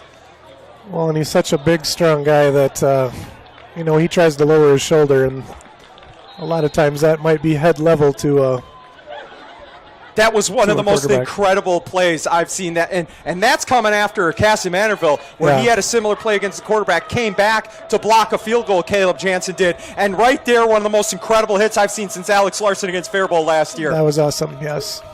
Shot through the line like a cannon. He's coming again. You better watch out. They're going to hand that off to the right side. That's Ian Hoot, the Hoot brothers, right? Are they brothers, Ian and Dylan? I'm not sure. I think they're doesn't matter, cousins. same last name, but they're doing damage. I know there's 2 Hoot families going through the high school right now, and I guess it's kind of like trying to get the Quants or the Gaylings, Gaylings or it's a family name around here. You get a few, yep. Burns. Yep. Burns, obviously. Yep. I believe they call Kayla the better Burn. Peyton's pretty darn good, though. As Robinson's in the backfield, Schuer's behind him. They're going to throw that one to Netsky off the side, and there's Colton Parker. Says, I'm going to hop on in. You're going nowhere, sir. Carter Miller and Drew Jelinek coming in to help. As Parker's a little bit slow to get up. You hope he's 100%. He took that big hit down here on the pass. But he's so darn tough. He's not going to come out unless right now you make him, and they're going to make him. Up 35-0 might be something you consider. Just great recognition, though, by Colton Parker. He started to attack the line of scrimmage, and then he saw what the quarterback was doing. He stopped in his tracks, used his eyes to find where the ball was going to go, and then he beelined it right for him. So just a tremendous play. More linebacker greatness there. Robinson's going to pass this one. Oh! Drew Anderson almost got him, and they're coming. Oh, my goodness, what a hit there by Ian Hoop, but he's going to get a flag there for unnecessary roughness. I believe the quarterback was outside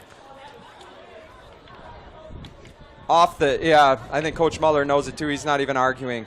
I think he was a step or two out of bounds, and Hoop came in to finish the play. Red ball. Personal foul. Defense. Number 18. And that was on third down too, wasn't it? Yeah, that's going to be a costly penalty. Again, you appreciate the effort, but you got to sometimes just remember the down and distance and kind of the ramifications for giving the extra effort there. Penalties of aggression. Yeah. And we got one there. Byron's had a few against them, and now we're seeing Stewartville. I don't, the Caleb Jansen hit was out of this world. I'm disappointed they called a penalty on that. I don't know if you look at it's pretty far away from us. We can't see. They're sitting in the best position, but man, that was an incredible play. Anyway, it's going to be first down and 10, new set of downs after that penalty for the Bears. They're at their own 46-yard line, 6:17 to go, down 5 touchdowns to this number 1 ranked Stewartville Tiger team. And Robinson's going to take this with Schuer behind him. He's going to step back to pass. There's a little screen to Schuer, and I feel like it's a broken record. Colton Parker and Brady Holt sniffed it out, but not before Schuer got about 2 yards. So as a defensive lineman, one of the things you're taught is when you recognize screen, you retrace your steps, and Brady Holt did that perfectly right there. The offensive lineman let him go. He realized this guy's not going to normally let me go, so he turned, ran right back where he came from, and tackled the ball carrier from behind. So when you teach him that, do you teach him to backpedal so that your eyes are on the quarterback, or do you turn and look to try to find? Turn and run. Okay. Like as soon as you realize that it's screen, just turn, run back to the line of scrimmage, because that's where the ball's going to end up somewhere, someplace. Second down and 7, handoff to Schuer off the left side. He's picking his way through, and Colton Parker's there, as well as 10 other guys. Most of them Stewartville.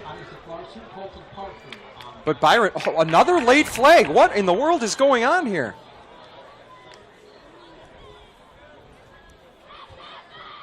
At some point, you wonder if the referees are going to bring the guys together and say, hey, enough's enough. You think that they'd get the message with the number of penalties that have been thrown. Good ball. Unsportsmanlike. Defense. 64. 15 yards. First down. Yeah, and that was likely, that was probably a verbal 15 yards there. Nothing besides just talking. At what point does Coach Muller use one of his 2 timeouts, up 35 points, use one of his 2 timeouts to bring them over and say, Coach Hain, I got this one, and tell him to bring the whole team together. Yeah, right. And say, that's enough, guys. Like, we're hurting ourselves right now. We got that big third down stop that was ruined by an late hit, and now we got this big stop that gives them a new set of downs. And to recognize it's the only way they're moving the ball right now is through our own mistakes at this point. Fumble. Oh. Jamie Hart coming off the edge. Good job by Robinson. He's been doing fantastic, being able to make something out of nothing with picking up either bad snaps or if it hits the ground, but one bounce, he somehow snags it. Yeah, he dribbled that one right up to himself. He's showing some great athleticism to just sometimes, turn a worse play into, I guess a bad play, but it could have been worse. Could have been a lot worse. Jamie Hart was there.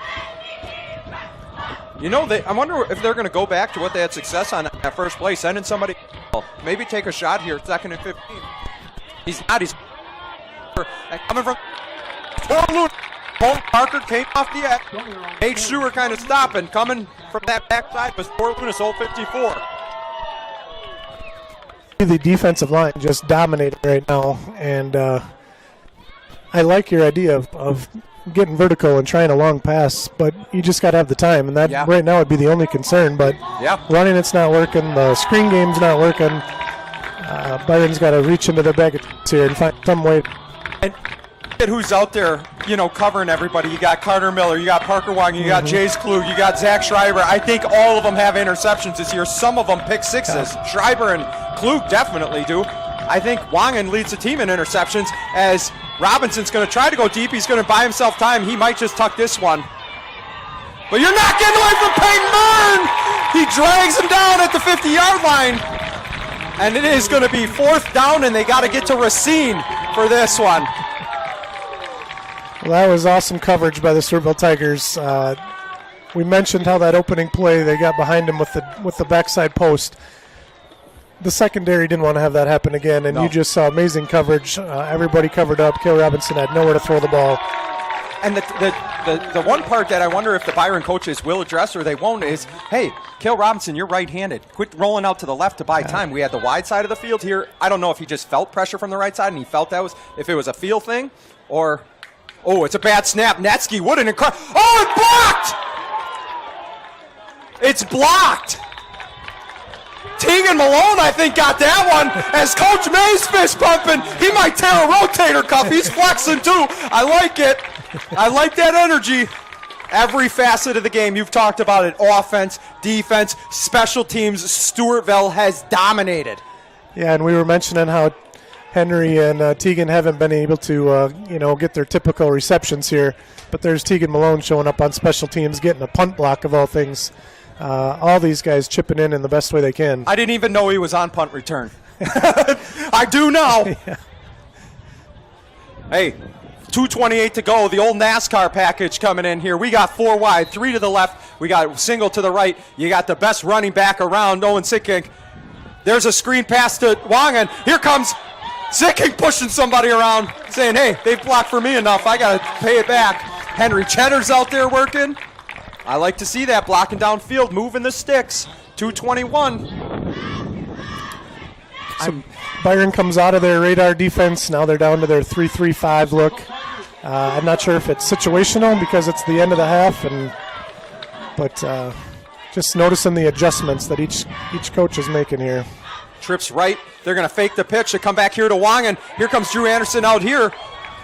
Wangen chooses to cut it back, but then he gets out of bounds, picks up about 5. Why are they? They're still winding it. It looked like he got out of bounds easily. That's all right. This offense can score in a blink of an eye. Helder getting the call. We got Malone out there. We got Miller. We got Cheddar. We got Wangen for your wideouts. And you got Sickick in the backfield with Helder, and then you got our 5 big cats. And no 2 timeouts, right? 2 timeouts, yes. They're looking very calm back there. Out there in the flats, Carter Miller, great block by Malone. And Miller's going to use that speed, tries to cut it back. And you wonder if we got plenty of time. You think he'll call a timeout here? Not yet. I think he'll just wait. The chains are going to stop the clock. And really at this point, if this is the last possession, they'd be happy. I say you take a shot to Wangen in the end zone. Yeah, they've definitely had trips left. A softer coverage. Tegan Malone isolated on the right side. Helder's going to pass this one. Oh, Wangen catches that. Great block by Cheddar. He's going to try to get to the pylon. He does! As Wangen takes it in for Stewartville's 6th touchdown of the first half. Incredible. Great blocking out there. You say Henry Cheddar, was that the wide receiver blocking? And then Owen Sicking trying to get out there to contribute any way he could. Flag on the field, though, as these refs continue to kind of step on my excitement, I tell you, Coach. I swear we've had like 9 touchdowns, but 4 of them been called back. Well, we'll talk to him at half. Yeah. When I go down to talk to him, I'll say, hey, guys, Aaron Meyer here. I just want to chat with you about... Hey, yo, we got to score. Personal foul defense.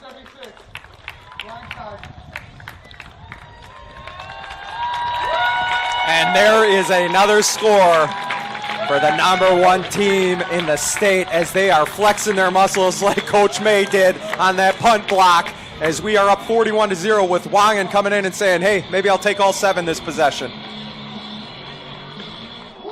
Complete domination in Tiger Nation here for Stewartville.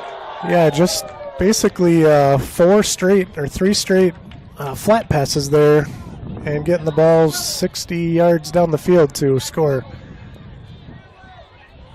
High snap, Cheddar gets it down, Wyan puts it through as Stewartville takes a 42-0 lead with 1:15 to go.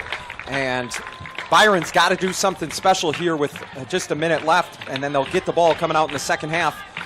Coach, what are you thinking right now? Like, do you take chances? Do you say, hey, let's pound the rock and just get to halftime? I mean, I don't know what the thought process is, down 42. Yeah, I mean, at this point, I honestly would be thinking we got to find a first down. And I know that maybe sounds crazy to some of the people listening, but if you start thinking about scoring touchdowns and we haven't even moved the ball forward in the last 3 or 4 possessions, you just got to start small. And I think more than anything, if they could just get a first down or two here going into half, that would at least give you a little bit of positivity that you could talk about. Stewartville's going to kick it off here for the 6th time in the first half.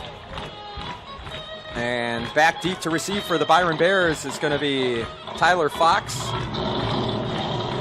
And I think he's the only one back. He is. So that, I see.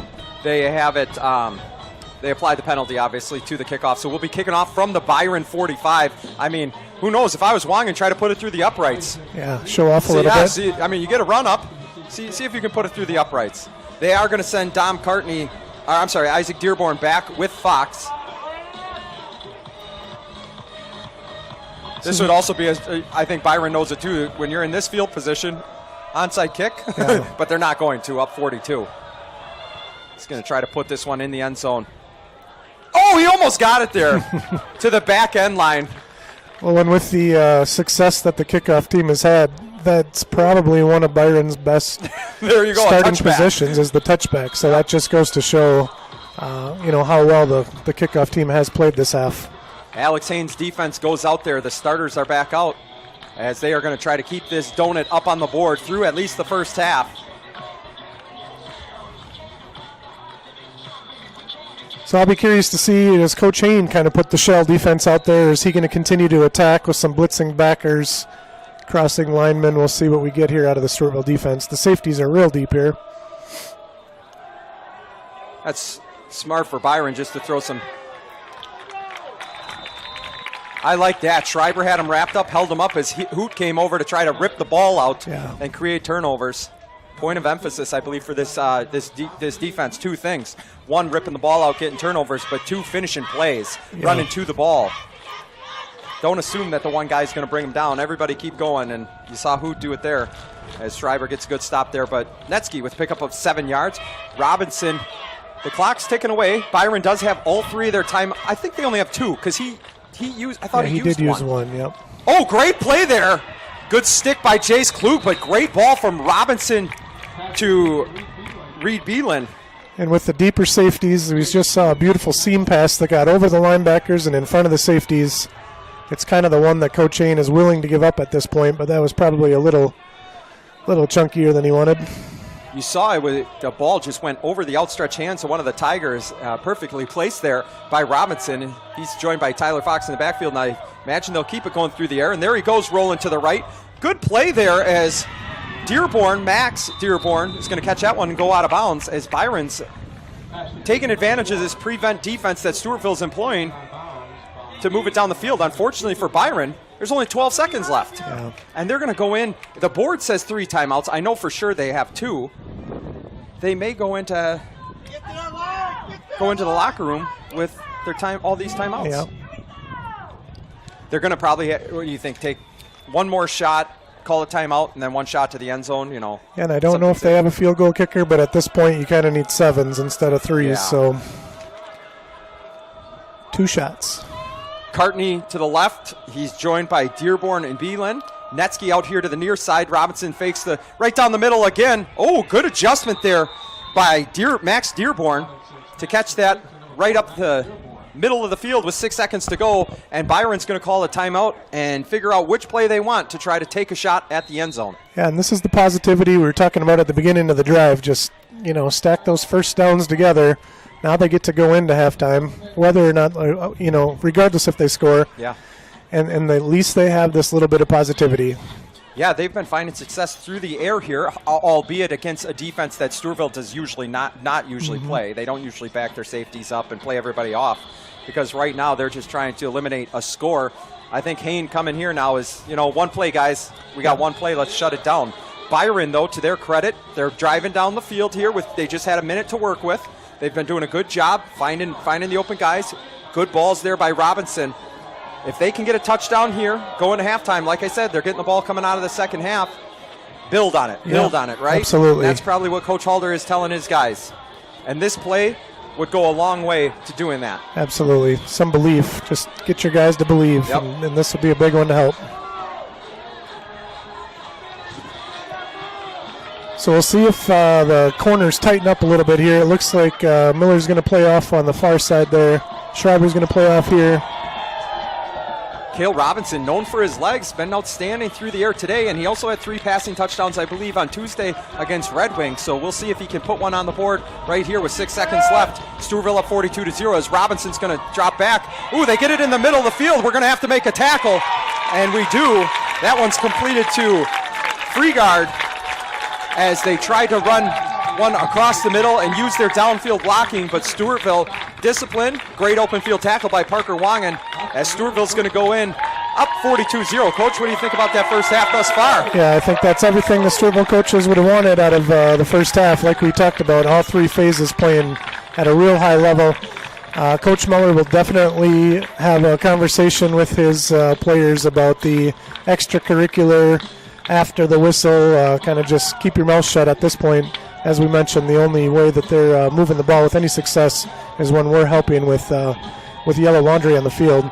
And if you're Byron, you just got to try to regroup and get each other's backs, kind of just believe, and see if you can come out the second half and get going early.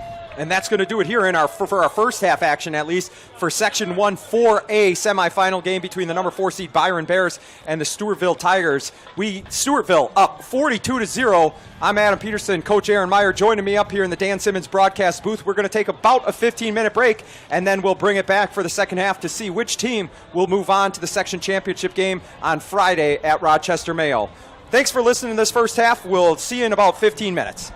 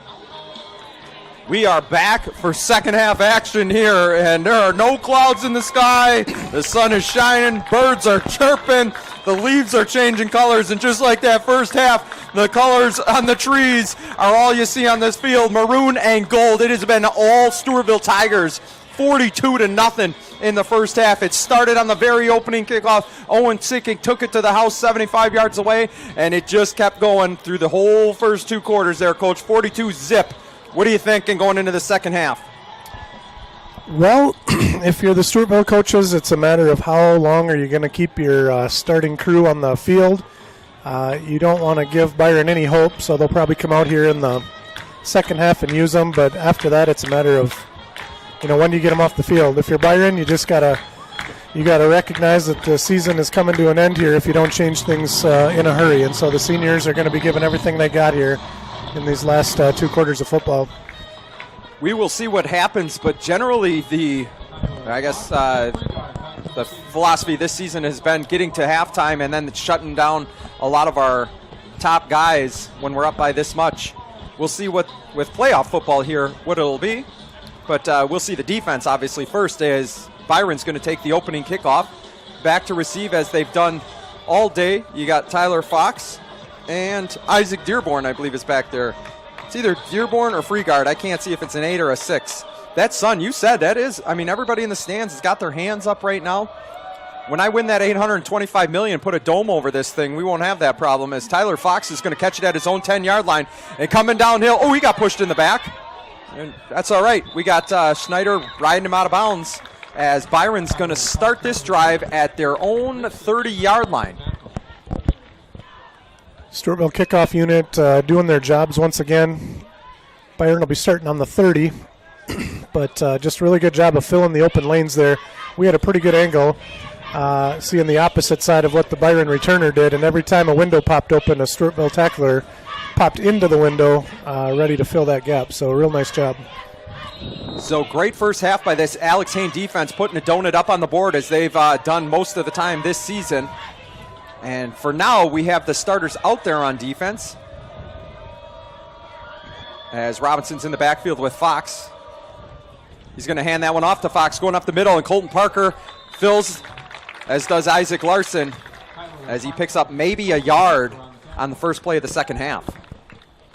Down 42 points. Coach and I were talking up here at halftime, and the philosophy is probably just like that last drive of the first half. Just keep putting first downs together, maybe build some confidence. You can't look at the scoreboard. It's got to be one drive at a time.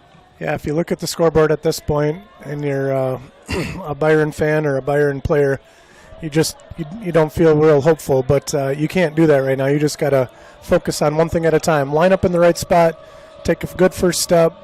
Just do the best you can on every single play. Robinson gets the snap. Jansen's coming off the edge. Great play there to bring Netsky across. Does a stiff arm to get rid of a couple tacklers. Oh, fumble! Isaac Larson gets the tackle. Good job there by Netsky. Coming across from the right side to the left, kind of just dragging through the middle of the field. That area was vacated by a blitzing middle linebacker of Caleb Jansen. Netsky caught the pass, was able to use that size, stiff-armed one of our defensive backs, picked up the first down. Yeah, good snap from the center. Good timing by the quarterback, and we saw a 15, 20-yard gain there. Nice play. So Byron's got 3 wide receivers out here to the near side, camera side. Robinson takes the snap, is going to hand that one off to Tyler Fox up the middle, and big hit there as they're trying to rip the ball out. You can just see the arms flailing after they try to rip it out, as I believe Schneider and Lunis were on that tackle. It's going to be about 2nd down and 7. So right away here early in the third, we see both teams making a conscientious effort to just go back to the huddle after the whistles, and we saw a lot of scrum and kind of chit-chatting with one another at the end of the second. So both coaches did their jobs and tried to put an end to that. Beelan, Cartney, and Freegard are the wide receivers out to the near side. Robinson, that athletic quarterback. Hard first count, gives it to Fox up the middle again. Oh my goodness! Caleb Jansen.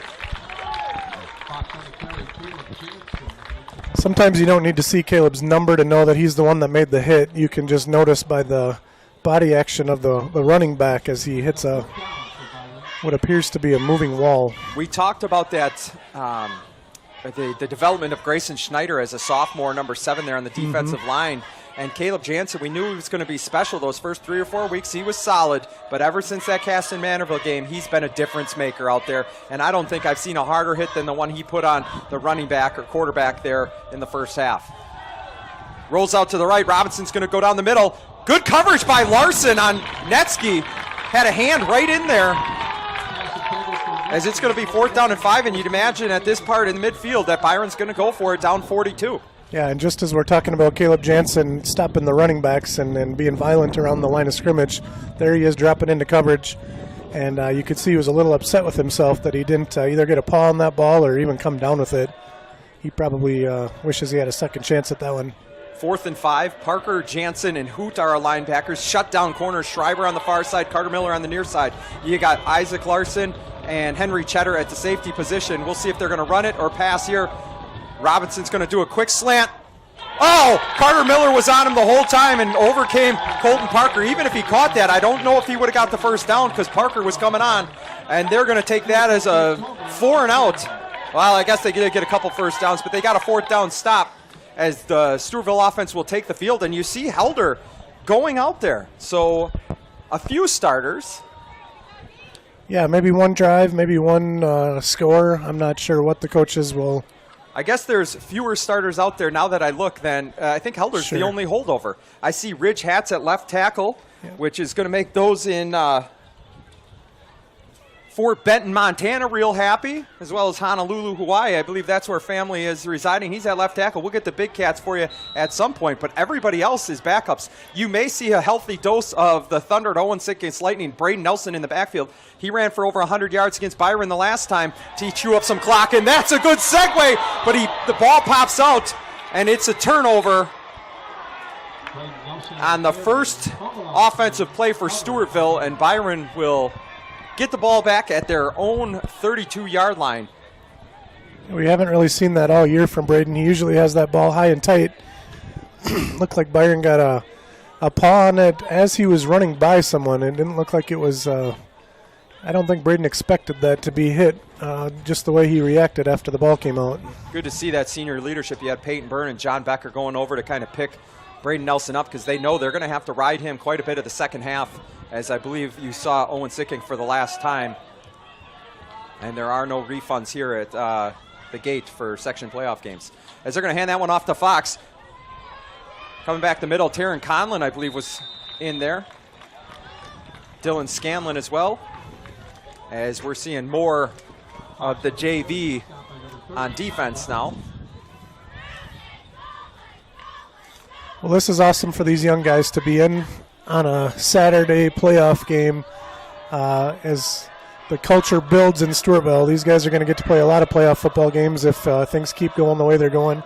So for them to be in already, that's fantastic. I was going to say, I think we've talked about it before. We'll talk about it right after this play. Robinson's going to hand that one off to the left side to Tyler Fox. Oh, good pursuit, but Fox is still on his feet. Justice Dino was over there. He has to come off the field as his helmet popped off. Taryn Conlon was the one that brought him down finally, but we talked about if you're going to be a JV player any season, this is the best one to be. They've played in 7 of the 8 games this season, most of it for a half or more. Yeah, they're fortunate to be able to do that. Playing under the lights is just so much more enjoyable than playing, on a Monday afternoon. There's a bad snap, and here comes Stewartville. Drew Jelinek, did he get it? Oh, they picked it up. He's running it. Rumbling and stumbling. Mickey Height, no longer on crutches. He's in the end zone.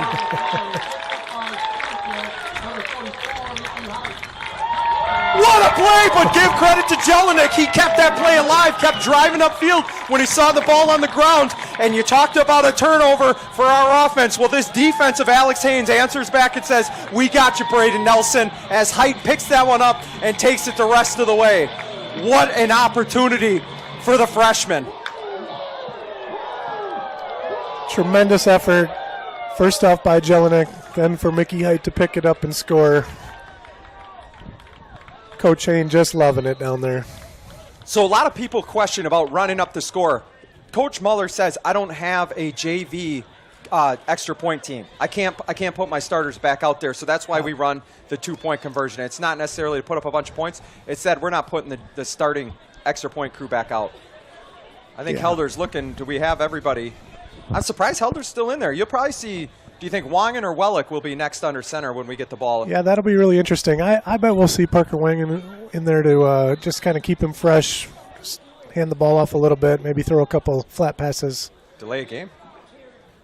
Delay a game on a 2-point conversion. Yeah. But then again, not ready. It was a fumble recovery. Yeah. You might not want to risk Parker. Yeah. He's so taking valuable. snaps. Yeah. So maybe it will be Wellick. It's hard to know. Sorry, Vince. Putting you back there now. Well, He's got love a great it. front line, though. He would love it.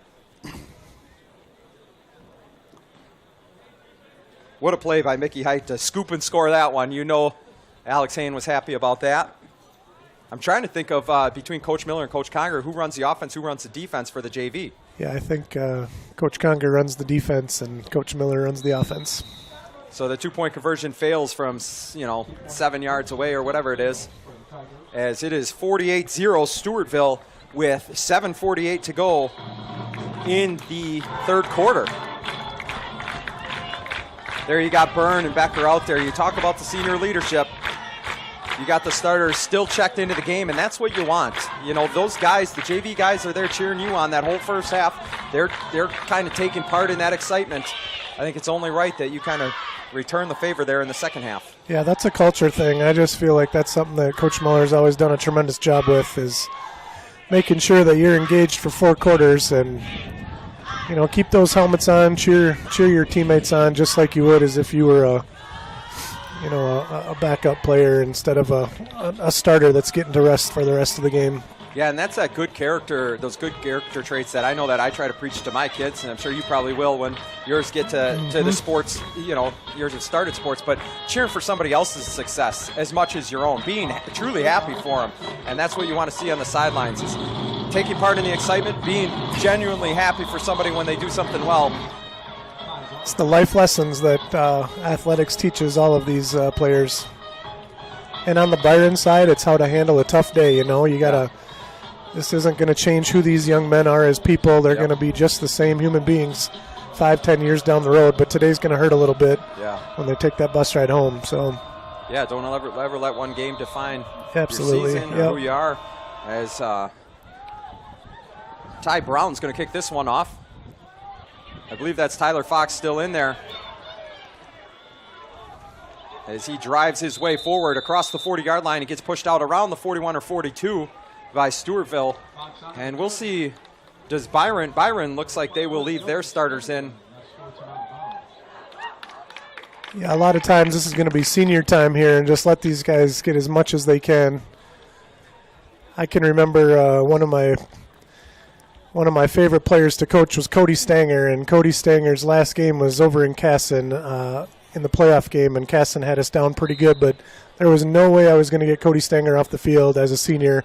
He was going to just finish that game out on the field, and so as a coach, sometimes you just kind of let those guys be, knowing how much they've given to your program. The least you can do is let them finish out the game. Big stop there by Jelinek and Riggin. I believe also Anthony Nelson in on the tackle. I apologize if any family members of this guy, but they said it's pronounced Luke Scheuer, not Schuer. So doing my best up here. I was probably distracted by all the candy that was left here rather than doing my homework on pronunciations. Scheuer on the carry, but great stop by the Tiger defense there for a loss of 1. 2nd and 11 at just past the 40-yard line of Byron. Cale Robinson still back there. I was looking to see if there was maybe a starting quarterback or a senior quarterback that would get some reps, but the next quarterback behind him looks to be a sophomore. So we'll probably see Cale Robinson for better part of the day. Great job here by Taryn Conlon to be on Netsky, but Netsky finds his opening. Robinson keeps the play alive, gets out just past the 50-yard line, so it's probably going to be 3rd down and short. 3rd down and about 2. Good job by Robinson to keep his head up. You could see as the linebackers were starting to attack him, they didn't know if they should go for the tackle or if they should be, sitting back in coverage. Just a good job by him to make it look like he could still run or pass. It looked like he wanted to go to Netsky, but Taron Conlon did a great job of kind of shielding him there. Netsky did read the play and started going upfield, but the pressure caused Robinson to move out and just take what he could get. He picked up about 9. It's now 3rd down and 2 right at midfield. Robinson's going to hand that one off to Scheuer, and Scheuer is going to push his way forward and get it by about a yard or 2 as the Bears will move the sticks and try to put something together. Charlie Wood got some good penetration there, just couldn't quite bring him down, but the effort was there. Good job by him from a corner spot. So in terms of defensive line, you got Drew Jelinek over here on the left end. You got Brady Holt in the middle, and you got Anthony Nelson on the one side. You also have Evan Riggin at linebackers. You got Ty Brown. You got Justice Dino. You got Taron Conlon. We'll get you the defensive backs after this play as it's 1st down and 10 for Byron. Robinson's going to take this snap. A quick throw out there to number 4, Max Dearborn. As 23, Cameron N. stops him after about a 2-yard gain. That's awesome to see. Cameron's been out for the whole part of the season because of a wrist or a hand injury of some sort. So to see him, a senior, out there getting some time, he's been chomping at the bit to get back on the field. So fantastic to see him out there making a play. Just make sure he doesn't hurt those hurdling legs for you. Exactly, yes. 2nd down and 8. Robinson's in the shotgun. He's got 3 wide receivers. It's a reverse pass, and he's wide open. And he got that one. But, hey, what effort there by Dylan Scanlon to prevent the touchdown. Dom Cartney was the one that was on the receiving end of that. Reed Beelan got the reverse off Scheuer, threw it up in the air. 2 guys were wide open, got past our defensive backs. Yeah, nice but execution. Great job by Dylan Scanlon. Yeah, for sure.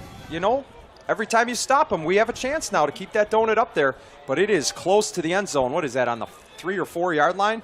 Tough to tell from here. As they put Tyler Fox back in the game at running back. They're going to hand that one off the middle. Here comes Jelinek right down the line.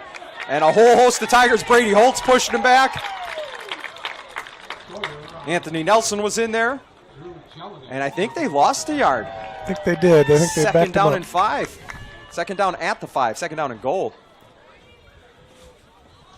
This will be a good test for this second crew. Yeah. See if they can keep them out. You want to talk Just about kinda bend, bow but up a don't little bit. break. Yep. Here's your test right here. And you know that every guy on that field does not want to be one of the guys to give up a touchdown here. We'll see if they keep it on the ground or if they're going to let Robinson right up the middle. Tyler Fox, is he going to get in? Boy, strong push there. It's like he hit a wall. Brady Holt was that wall at 75. It is now 3rd down. You know, the scoreboard says 3rd down and 2, but where is Slim? Slim's standing at like the 5, isn't he? I think it's at the just inside the 5 yard line. It's 2 down, obviously 2 down territory. You got to tell your boys you're halfway there. Halfway there, guys. And this is a source of pride for this defense. The number 1 scoring defense in the entire state. 4.1 points a game they've allowed. Some of those off of special teams. Robinson fakes it. He's going to throw this one. Throws into the back of the end zone. Oh, tipped up. What a play. First Cameron tips it up. Dylan Scanlon right there to bring it home for Stewartville. And that donut stays on the board with another turnover. What a play, great play by N to tip that one in the air. It's like the old practice. Remember how you used to try to tip it back to your guys? Yep, well, he did it right there. I guess his wrist doesn't feel too bad now. No, I was trying to figure out. He used his right hand to punch that up in the air. Oh, because he's got a little cast on his. Yeah, I was trying to figure out if it was the cast hand or not, but either way, Dylan Scanlon, Johnny on the spot there. It was his right hand. Old Aaron Lamb volleyball spike, it looked like. Fantastic play by the second unit for Stewartville, bowing up there at the end and keeping the donut on the board. Everybody will be excited about that in the locker room after. Especially, you know, and who doesn't deserve that interception after the play that he made on the reverse pass to save us a touchdown? What great effort by Dylan Scanlon. Yep, hustle and effort paying off. It's another track guy. Must be that culture over in the track room.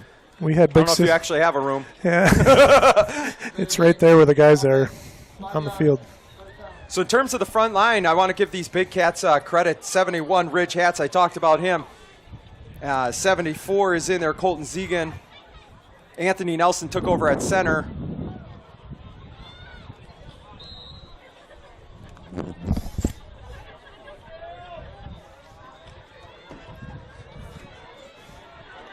As there's a big run to the right side. Oh! He's powered through Taron Conlon.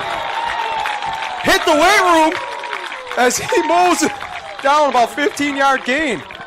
I should probably give the right side of the line some credit. 54 is out there. We know that's Tor Lunas. Right tackle, 56, Eli Reagan. Yeah, tremendous job by those guys. A lot of times at this point of the game, Tor Lunas slides out to a tackle just to kind of get some work so he can be shifted around if needed. And as I say that, here he comes off the field. As number 60 replaces him, that's Isaac Weasley. Dylan Hoots out there. You got number 12, Luke Eastman. At quarterback, we talked about it. Vince Welk is out there. They're not going to, put Parker Wangen out to take any extra hits. Braden Nelson is back in the backfield as they're going to hand that off to the left side. They had a trips left, bounces it to the outside, carrying it high and tight like you said. There is a flag coming in, and usually that means holding as Colton Parker got taken out. Be careful, Colton Parker. We need you. And he has no helmet on. Just a little zone left there, and I think somebody got a little grabby, but really I thought the blocking was pretty good up front. Holding. Offense, number 10. 10-yard penalty. First down. So that'll bring it back 10 yards from the spot of the foul. Oh, 26-yard line. Sophomore Isaac Larson out there. He's on the near side. Dylan Hoot. Looks like at the H-back. They're going to send Larson in motion. It's a jet sweep. He's got Braden Nelson out blocking for him. Oh, my gosh! 25 just took a forearm shiver. That was Hoot. As Byron will continue to keep their starters out there. Down 48-0. 2:42 to go in the third quarter. I would imagine after the third quarter's done, they may switch it out. We'll see as Netsky heads to the bench. Stewartville tried the jet sweep there, just couldn't quite seal the edge. Larson took that ball and looked like he might have had a lane there, but just Byron continued to stretch it out to the sidelines and maybe picked up 2 or 3. Mickey Height over here at tight end. You just heard his name with the fumble recovery for a touchdown. Wellick's going to drop back to pass. It looks like a screen. It is to Nelson off his hands. Little bit low. And he'll make it third down and 15. Conlon coming back out. Those screenplays are so, it's timing orientated, right? And so the guys that you work with all week or all season, those are the ones you're going to be best at it with. And my hunch there is just Vince hasn't run that screenplay a whole lot with Braden as his back as a target. So it looked a little clumsy. The timing looked a little off. We kind of saw it. It was close, but not quite. Right. Stewartville's going to take it here. Third down, and the board says 16. They'll need to get just past the 43-yard line for a first down as Larson comes in. Fake jet sweep. Taron Conlon going off the right side. Ridge Hats leading the way, pulling from the tackle position. But a great job by Byron coming off the edge. I believe one of their defensive backs came up. That was Scheuer on the tackle. And it'll be fourth down, and I believe for the first time today, we'll see a punt from Stewartville. And it's likely the JV punt team, again, as you mentioned, once you kind of pull your starters, you're not going to have them run back out. You're not going to have your starting punt team out there. You're just going to keep them on the sidelines. And so this will be the JV punt unit here doing their best to flip the field. Ty Brown is back there for us. He handled the kickoff duties. To receive, Tyler Fox. On the near side, I think Scheuer's on the other side. Oh, good punt. Has spiral on it. Oh, did it hit the Byron guy? It was close. Get it! Just in case. Did it touch the Byron guy? That was awfully close, Coach. Yeah, it looked like Coach May was asking for it, but... sell it, right? Yeah, try to sell it. Either way, a favorable bounce there for Stewartville. Are they going to try to say that it touched a Stewartville guy? Boy, a big break there for Byron. Yeah, they picked up about 15 there because of it. That was a good punt by Ty Brown. Had a Yeah, nice well spiral done. on it. If he was aiming for that Byron player, he almost got him. As we're going to see the starting offense come back out here with 1:10 to go in the third quarter. Robinson with Tyler Fox. Near side, you got Freegard. On the far side, you got Cartney and I think Beelan's over there. Robinson takes it, hands that one off the middle. Tyler Fox gets dragged down by Eli Riggin. Younger brother of Evan, who's been playing H-back, been doing a fantastic job for us, leading the way for Sickink this year. 29 touchdowns for Owen Sickink through 9 games. And again, for all those people that stay for the second half, old number 3 is on the sideline, on ice once again, which is a smart move. And right where he should be at this point, yep. You're going to need him. If we can make it through this game, you never want to count your chickens before the eggs are hatched, right? Oh, fumble there by Robinson. He just jumps on it as Nelson was in hot pursuit, and it's going to make it a long third down. But what I was saying is we saw the halftime score, Castle Manorville ahead of Winona 22-3.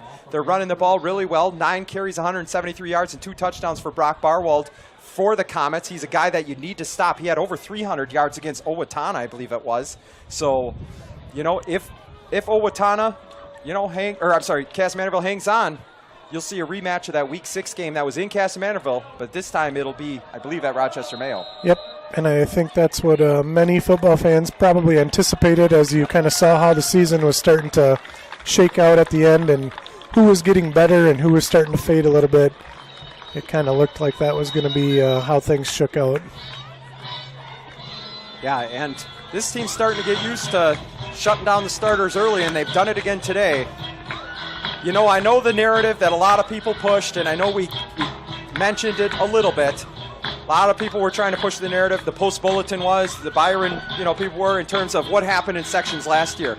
What people don't understand, it's a completely different year. Last year when we went to Byron on their homecoming, they were up 14-0 on us early. We came back to win 28-20. We only won by 1 score. They came into our house, right, in section semifinals. They did come back and beat us in overtime 22-21. However, when you look at this year, Stewartville has just been rolling teams. It hasn't been so much of a football season as it's been a bug against the windshield this year. Yep. It's been incredible. 44-0, Stewartville beat Byron the first time they played them. So it's completely different. I know people want to push the narrative, and yeah, I probably even use it to promote the game, but when you look at these two teams, now with that being said, next year Byron could pop up. I mean, Cale Robinson right now, he's just a junior, lead this team. Next year could be completely flipped. We don't know, but for this year, it's a different beast on this sideline.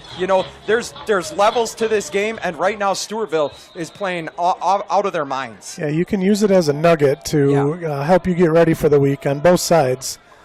You can use it as Byron to. Oh, that's going to be defensive pass interference. He held him as he did the wheel route, but they didn't throw the flag, thankfully. Yeah, if there was any thought of a repeat of what was happening last year, Stewartville put that out of their minds awfully quick in the first half, especially that second quarter. It went from 14-0 to 35-0 in the blink of an eye. Well, and even the opening kickoff going back for a touchdown, you kind of, as a Stewartville fan, you kind of flush last year's struggles away and realize that this is a new crew, a new year, and let's go. You want to set the tone. Owen Sickink did it right there for you.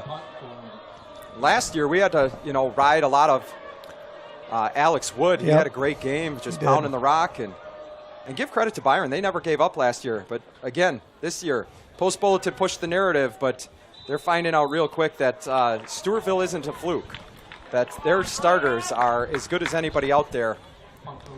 Well, and we see the depth as well. It's something that you and I get to see because we're here for all 4 quarters, never leaving early, and it's just the starters are amazing. The second unit comes in, and just sometimes you don't even know that the starters are out. Exactly. We kind of have to make sure we're looking at the numbers, and then even when the JV comes in here, we're stopping varsity, Byron's varsity offense and moving the ball a little bit on our offense. So you just see a lot of depth here as well. Which those of us like you and me that, not only do we look forward to this season, but the future of Tiger Nation, it gives us such great hope that you see how outstanding they are already. I mean, Mickey Height, freshman, scored a touchdown. You got sophomores out there, juniors that have really, stepped up.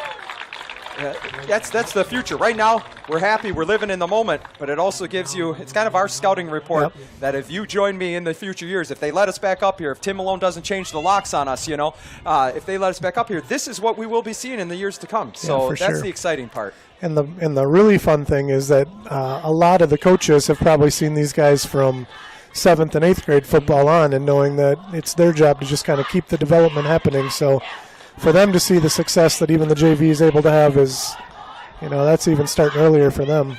Yeah, and just think, 3 out of the last 4 years, if they've gone back to the radar defense, and Vince Wellick, I don't know if he's seen this in his JV games, but we'll see how he handles it as he's going to drop back to pass on 2nd and 5 or 6, and Braden Nelson's going to catch that screen pass, and he's got some big cats out in front of him, and he keeps pushing his way. You're going to need more than 2 or 3 guys to bring Nelson down. 215 pounds. It's really a good play call there against that radar defense. As you mentioned, this JV hasn't seen anything like that at all this year.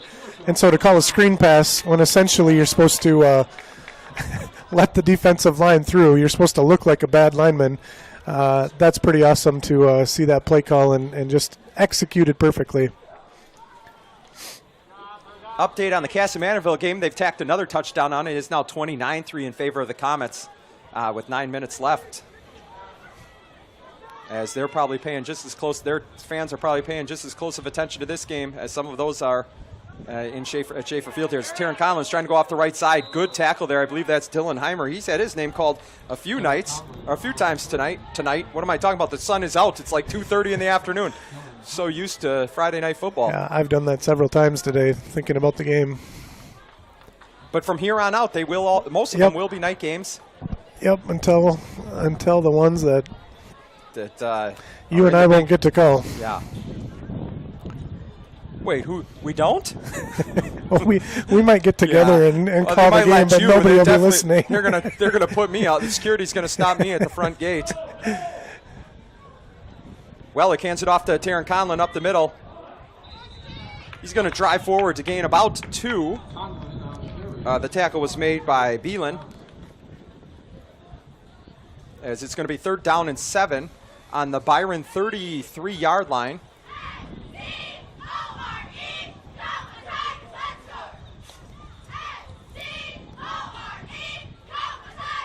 Wellick getting the call in from the sideline. They have Braden Nelson back out there, running back. I would imagine it's going to be a handoff to him at some point. Mickey Height at the left side at tight end. Hats telling Height, hey, scoot a little closer. And here they go. Hats is going out there. Height's driving somebody out. As Braden Nelson gets about 5, and it's going to be 4th down and short. And I would imagine it's going to be maybe a similar play, maybe just to the other side. I was walking down the hall this week, and Braden Nelson came up to me and tapped me on the shoulder, and he handed me a little 4x4 picture. It was his military ID picture that I told him I wanted to see a picture of him in his fatigues, and so there it was, his U.S. Army picture. It was pretty cool for him to just give me that picture. It was one of those things that I'll just tuck away in the desk drawer, and as I open it over the years, I'll smile and remember when I got that picture. Absolutely. And remember the impact he's had on this team. Kickoffs, they are going to go to the right side. Nelson is able to shed the first tackler, but does he get enough? They look like they're right at the stick. Oh, he is telling them to advance it. Who's down here? I think that's Anthony Nelson. Yeah, he went down late. That was... Hate to see that. One of our wrestlers, I believe he's going to be wrestling 195 this year. And he just loves wrestling. They're big, Nelsons are big Iowa fans. You know, something else that you think about, we talk about the depth of this team, but really, and you've seen it, I'm not allowed at practices. Apparently I'd be a, what do they call it, a distraction. I'll use air quotes. But not only do they provide us depth during the game, but these are the guys that are going against the starters, giving them a look every single time. In practice, you got Ridge Hats going against Peyton Byrne. That can't be fun, but he's out there giving his best effort, and Peyton Byrne's better because of it. You know what I mean? Absolutely. Like, you got all these guys that are coming in now that in practice, iron sharpens iron, and what you see from the John Beckers and from the Peyton Burns and the Caleb Jansons and the Rindals, and Drew Anderson, that's because of who they're going against in practice. Probably the same for our wide receivers and linebackers going against some of these skill position players. They're competing against each other in practice and making each other better, and sometimes you don't see that, but the product on the field obviously speaks for itself. Yeah, and some of the best conversations that these guys will have later in life will be who that player was that they were intimidated by, who was 3-4 years older. I remember when I went against Peyton Byrne. I mean, I remember when I went against TJ DeBates and Nate Nagel, and all my buddies remember the same thing, and so it's just kind of interesting that we get to see that kind of unfold here too. And look at this as John Becker and Taryn Conlon help carry Anthony Nelson off the sideline, unable to put any weight down on his leg. You hope that hope it's better than it looks. Yeah, our well wishes go out to Anthony. Absolutely. What a great kid. Just a great personality. Just a nice kid, and hope he's okay. As the fake jet sweep, Nelson up the middle, as he's just punishing the Byron defense as he continues to barrel downfield. A human wrecking ball like James Krukow was. Yes. Carrying tacklers as he goes. He has that running style of almost like a Caleb Hamlin, kind of a cross between a Caleb Hamlin and a James Krukow. It's a good call. Owen Sickink is probably more your Brandon Hoth, don't you think? That flash, catch it out of the backfield, Acceleration. Yep. As Wellick is running the show here. Conlon's in the backfield. On the far side is Luke Eastman. You got trips to the right, Height, Hoot, and Larson is... is Conlon going to be able to get in there? Delivers a pop to try to stay in bounds, but the pursuit of Byron was able to push him out just inside the 5-yard line. I think he got down to the 4 with 5:22 to go in the game.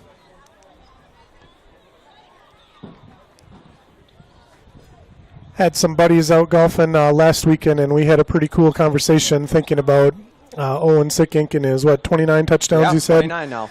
And they were asking me, because I've watched all the games this year, is he the best running back that Stewartville's ever had? And that's always a fun conversation to have. I can't do justice on, all the great running backs that Stewartville's had, but you think about Josh Burrai was more of just a runner, and Owen just does so many more things than Josh was asked to do. And you think back to Jay Miller way back when and how many touchdowns and amazing games he had, and there's just so many along the way that it wouldn't be fair to say Owen is the best, but when you start that conversation and the question is there, that people are at least thinking about it, and for Owen that's a pretty good achievement, right? Right. Yeah, especially since I've been following. It's been running back university. You talk about Jordan Johnson, Brandon Holt.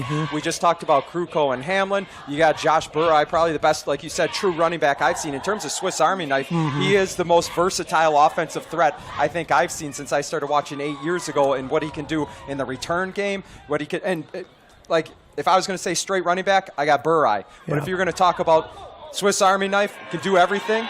As Braden Nelson is going to put an exclamation point on this game. A touchdown for the senior as they go up 54-0 with 3:54 to go. And you can put Braden Nelson even in that category. I mean, yeah, and what if he would have had more opportunities, right? What if Owen Sickink wasn't around, and how many carries would Braden get a night? So it's always interesting to think about, and like I said, it's just good conversation to have. I don't think you're trying to disrespect anybody. No, not at all, absolutely. And I know whenever I have that conversation, if your name gets mentioned, it's a sign of respect, right? I start to think about it on the way home, and I'm like, what about Zach Tuffley? What about Brian Schrader? And it's just, there's so many guys that were amazing along the way. I think it sounds like you're trying to get in our fantasy football draft next year. Yeah, well, I have said that one of the things I wish I would have done. And 2-point conversion good for Nelson, 56-0, yeah. In all my years of coaching, I wish I would have just done my own little Madden rating of my own teams to just go back and look in 2012. How did I rank out the players in my own little head for a Madden rating system? But You talk about running back Hugh and kind of going along this same conversation. You see him walking here without his helmet on. I've seen some impressive linemen in my time here. You talk about his older brother, Shane Byrne. Yep. You talk about the Grote-John brothers, Carter Jansen, the older brother to Caleb. You can go on and on. There's been some fantastic linemen.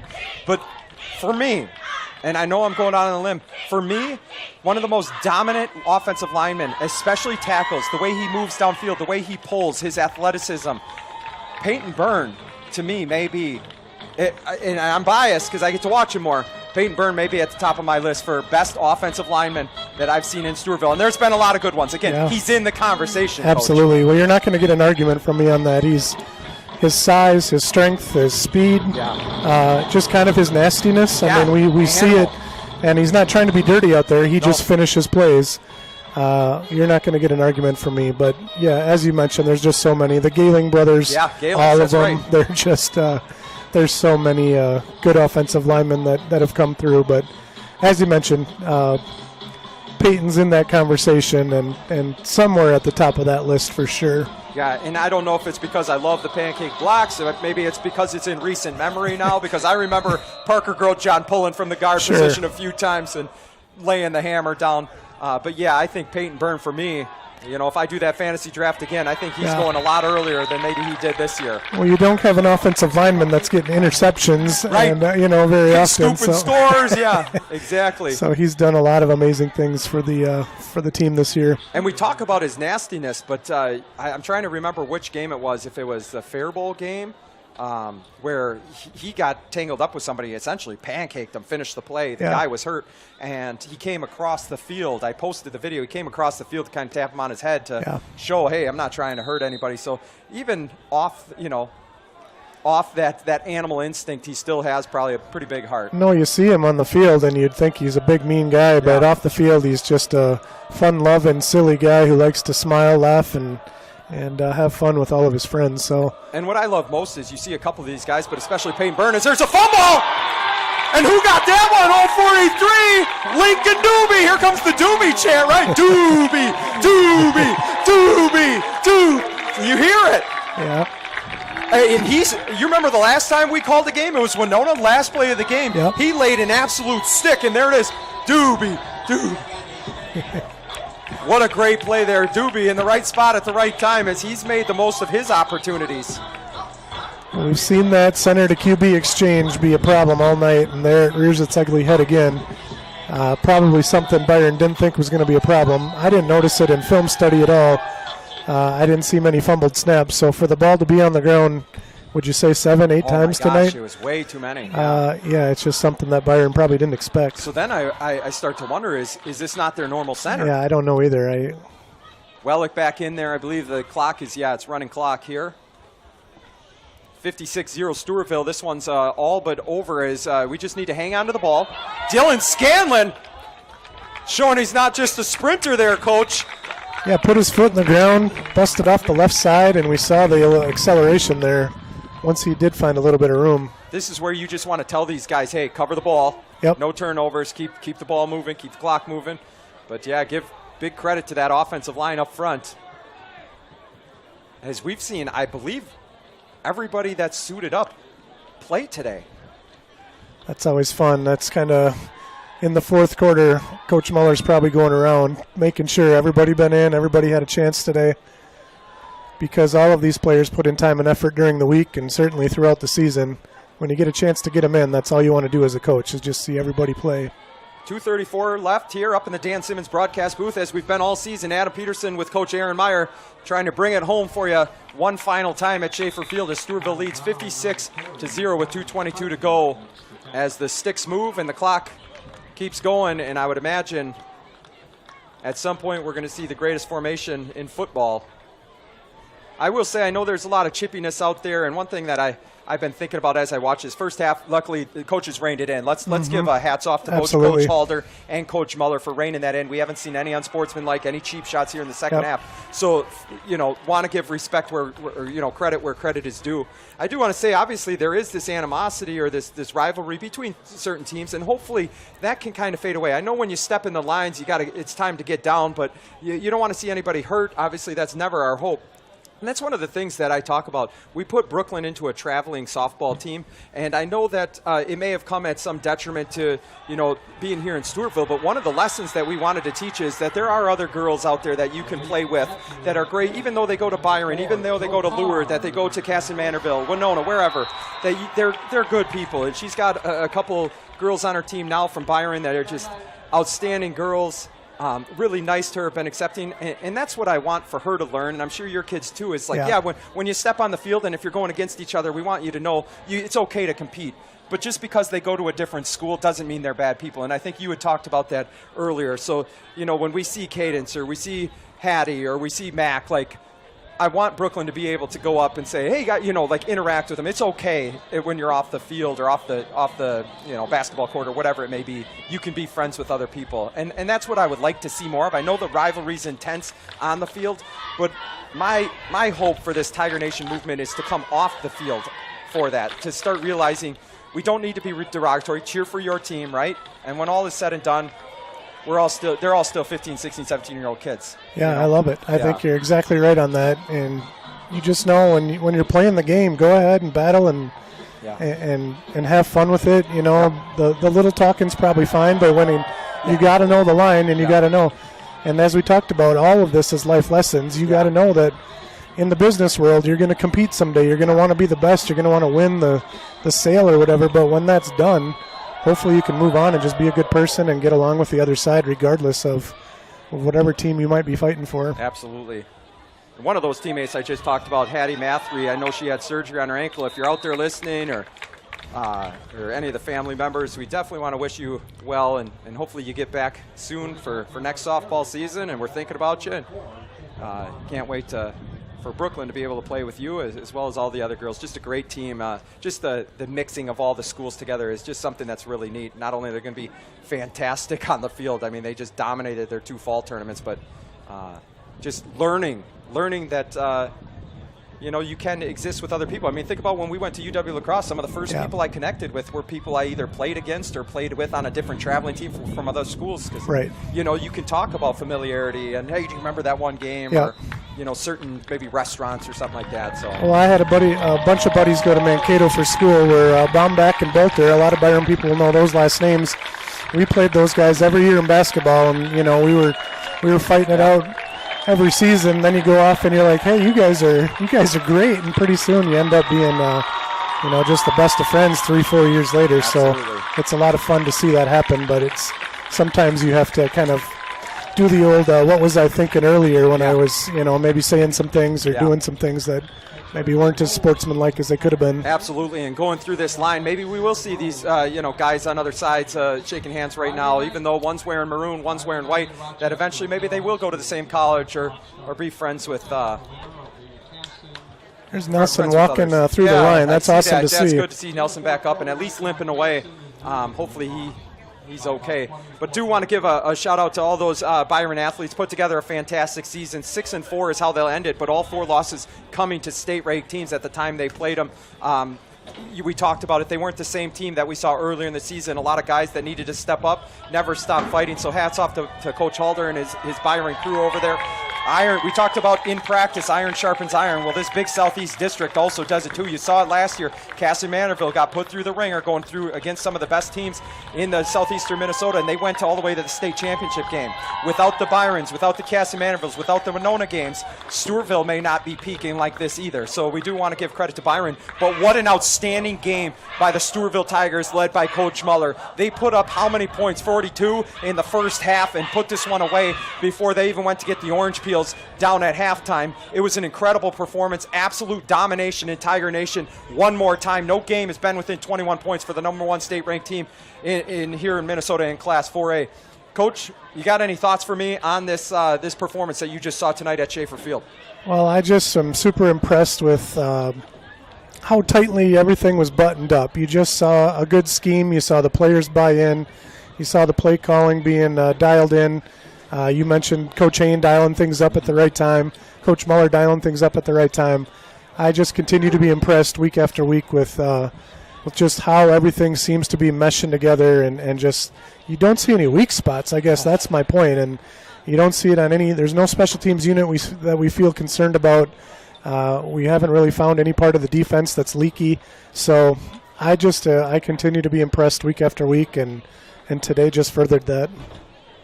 Yeah, thoughts going into next week. We're likely, I think they just said Castle-Mantorville. If they weren't, they were up 29-3 with a couple minutes left. I would assume they put that one away. Castle-Mantorville, Stewartville, Friday night, 7 p.m. at Rochester Mayo High School. We played them in week 6. That was essentially the showdown that was likely going to determine the district championship, is what we thought. Winona ended up being that game.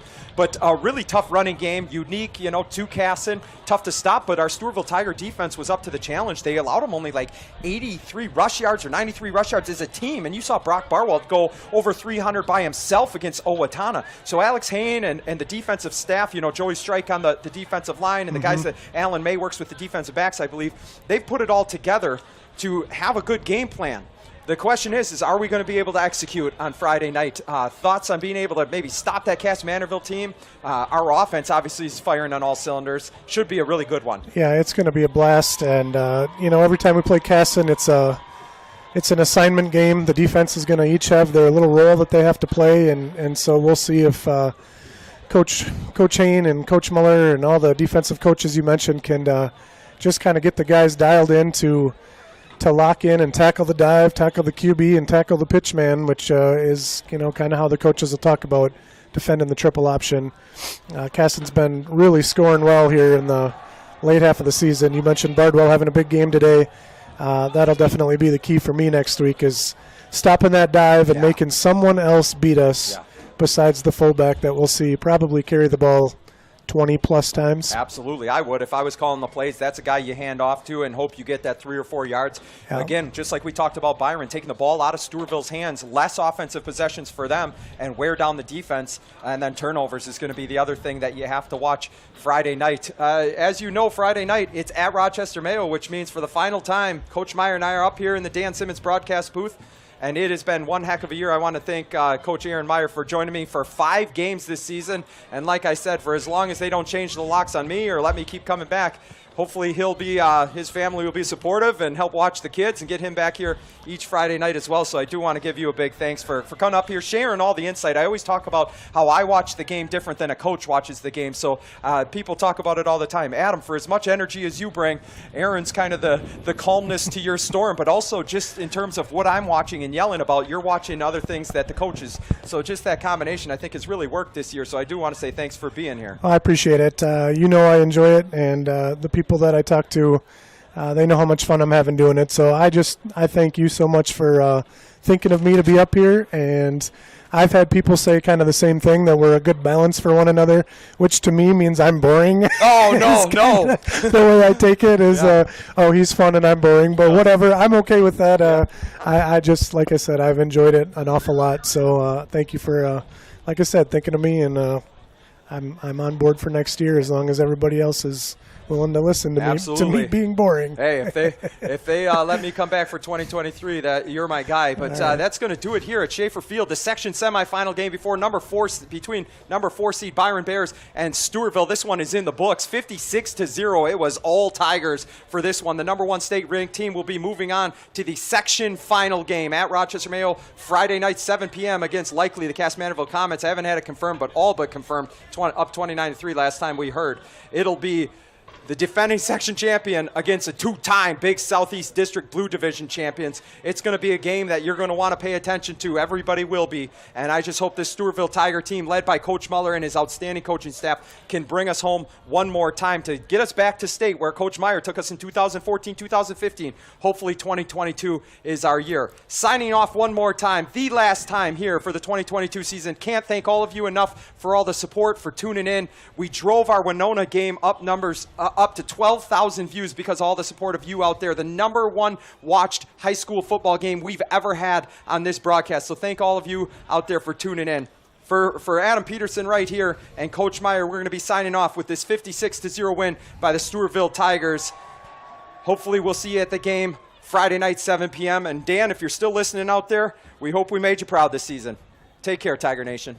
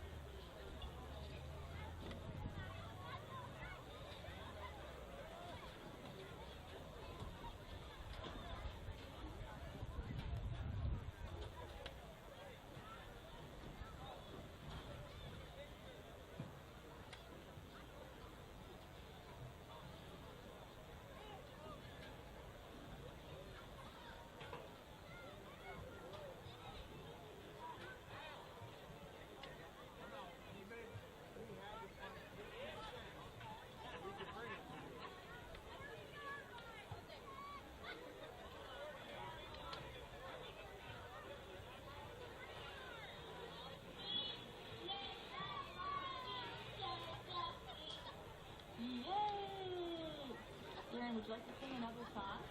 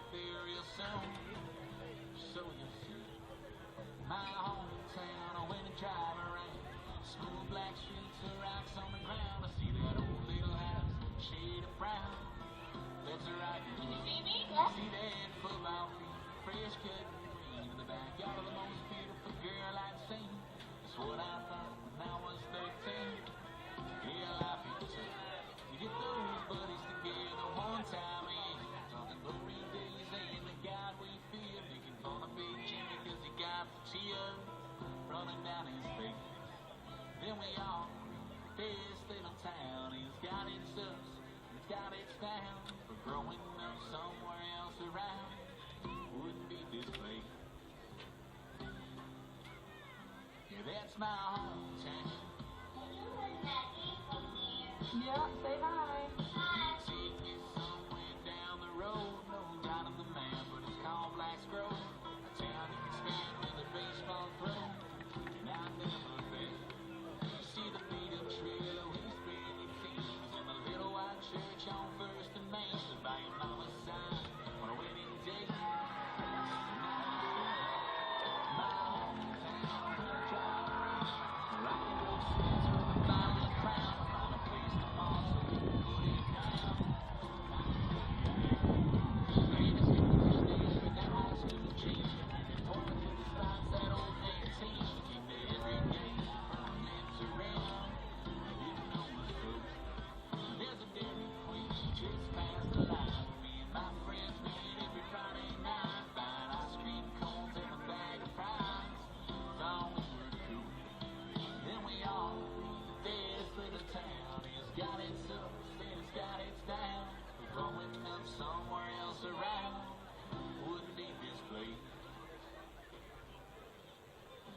That's my hometown.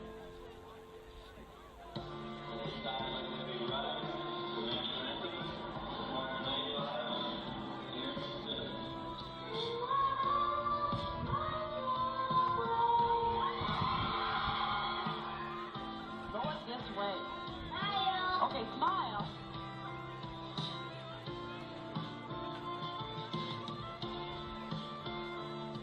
I want to let you know that this is the first time I'm playing guitar in an actual keyboard. See there's a star.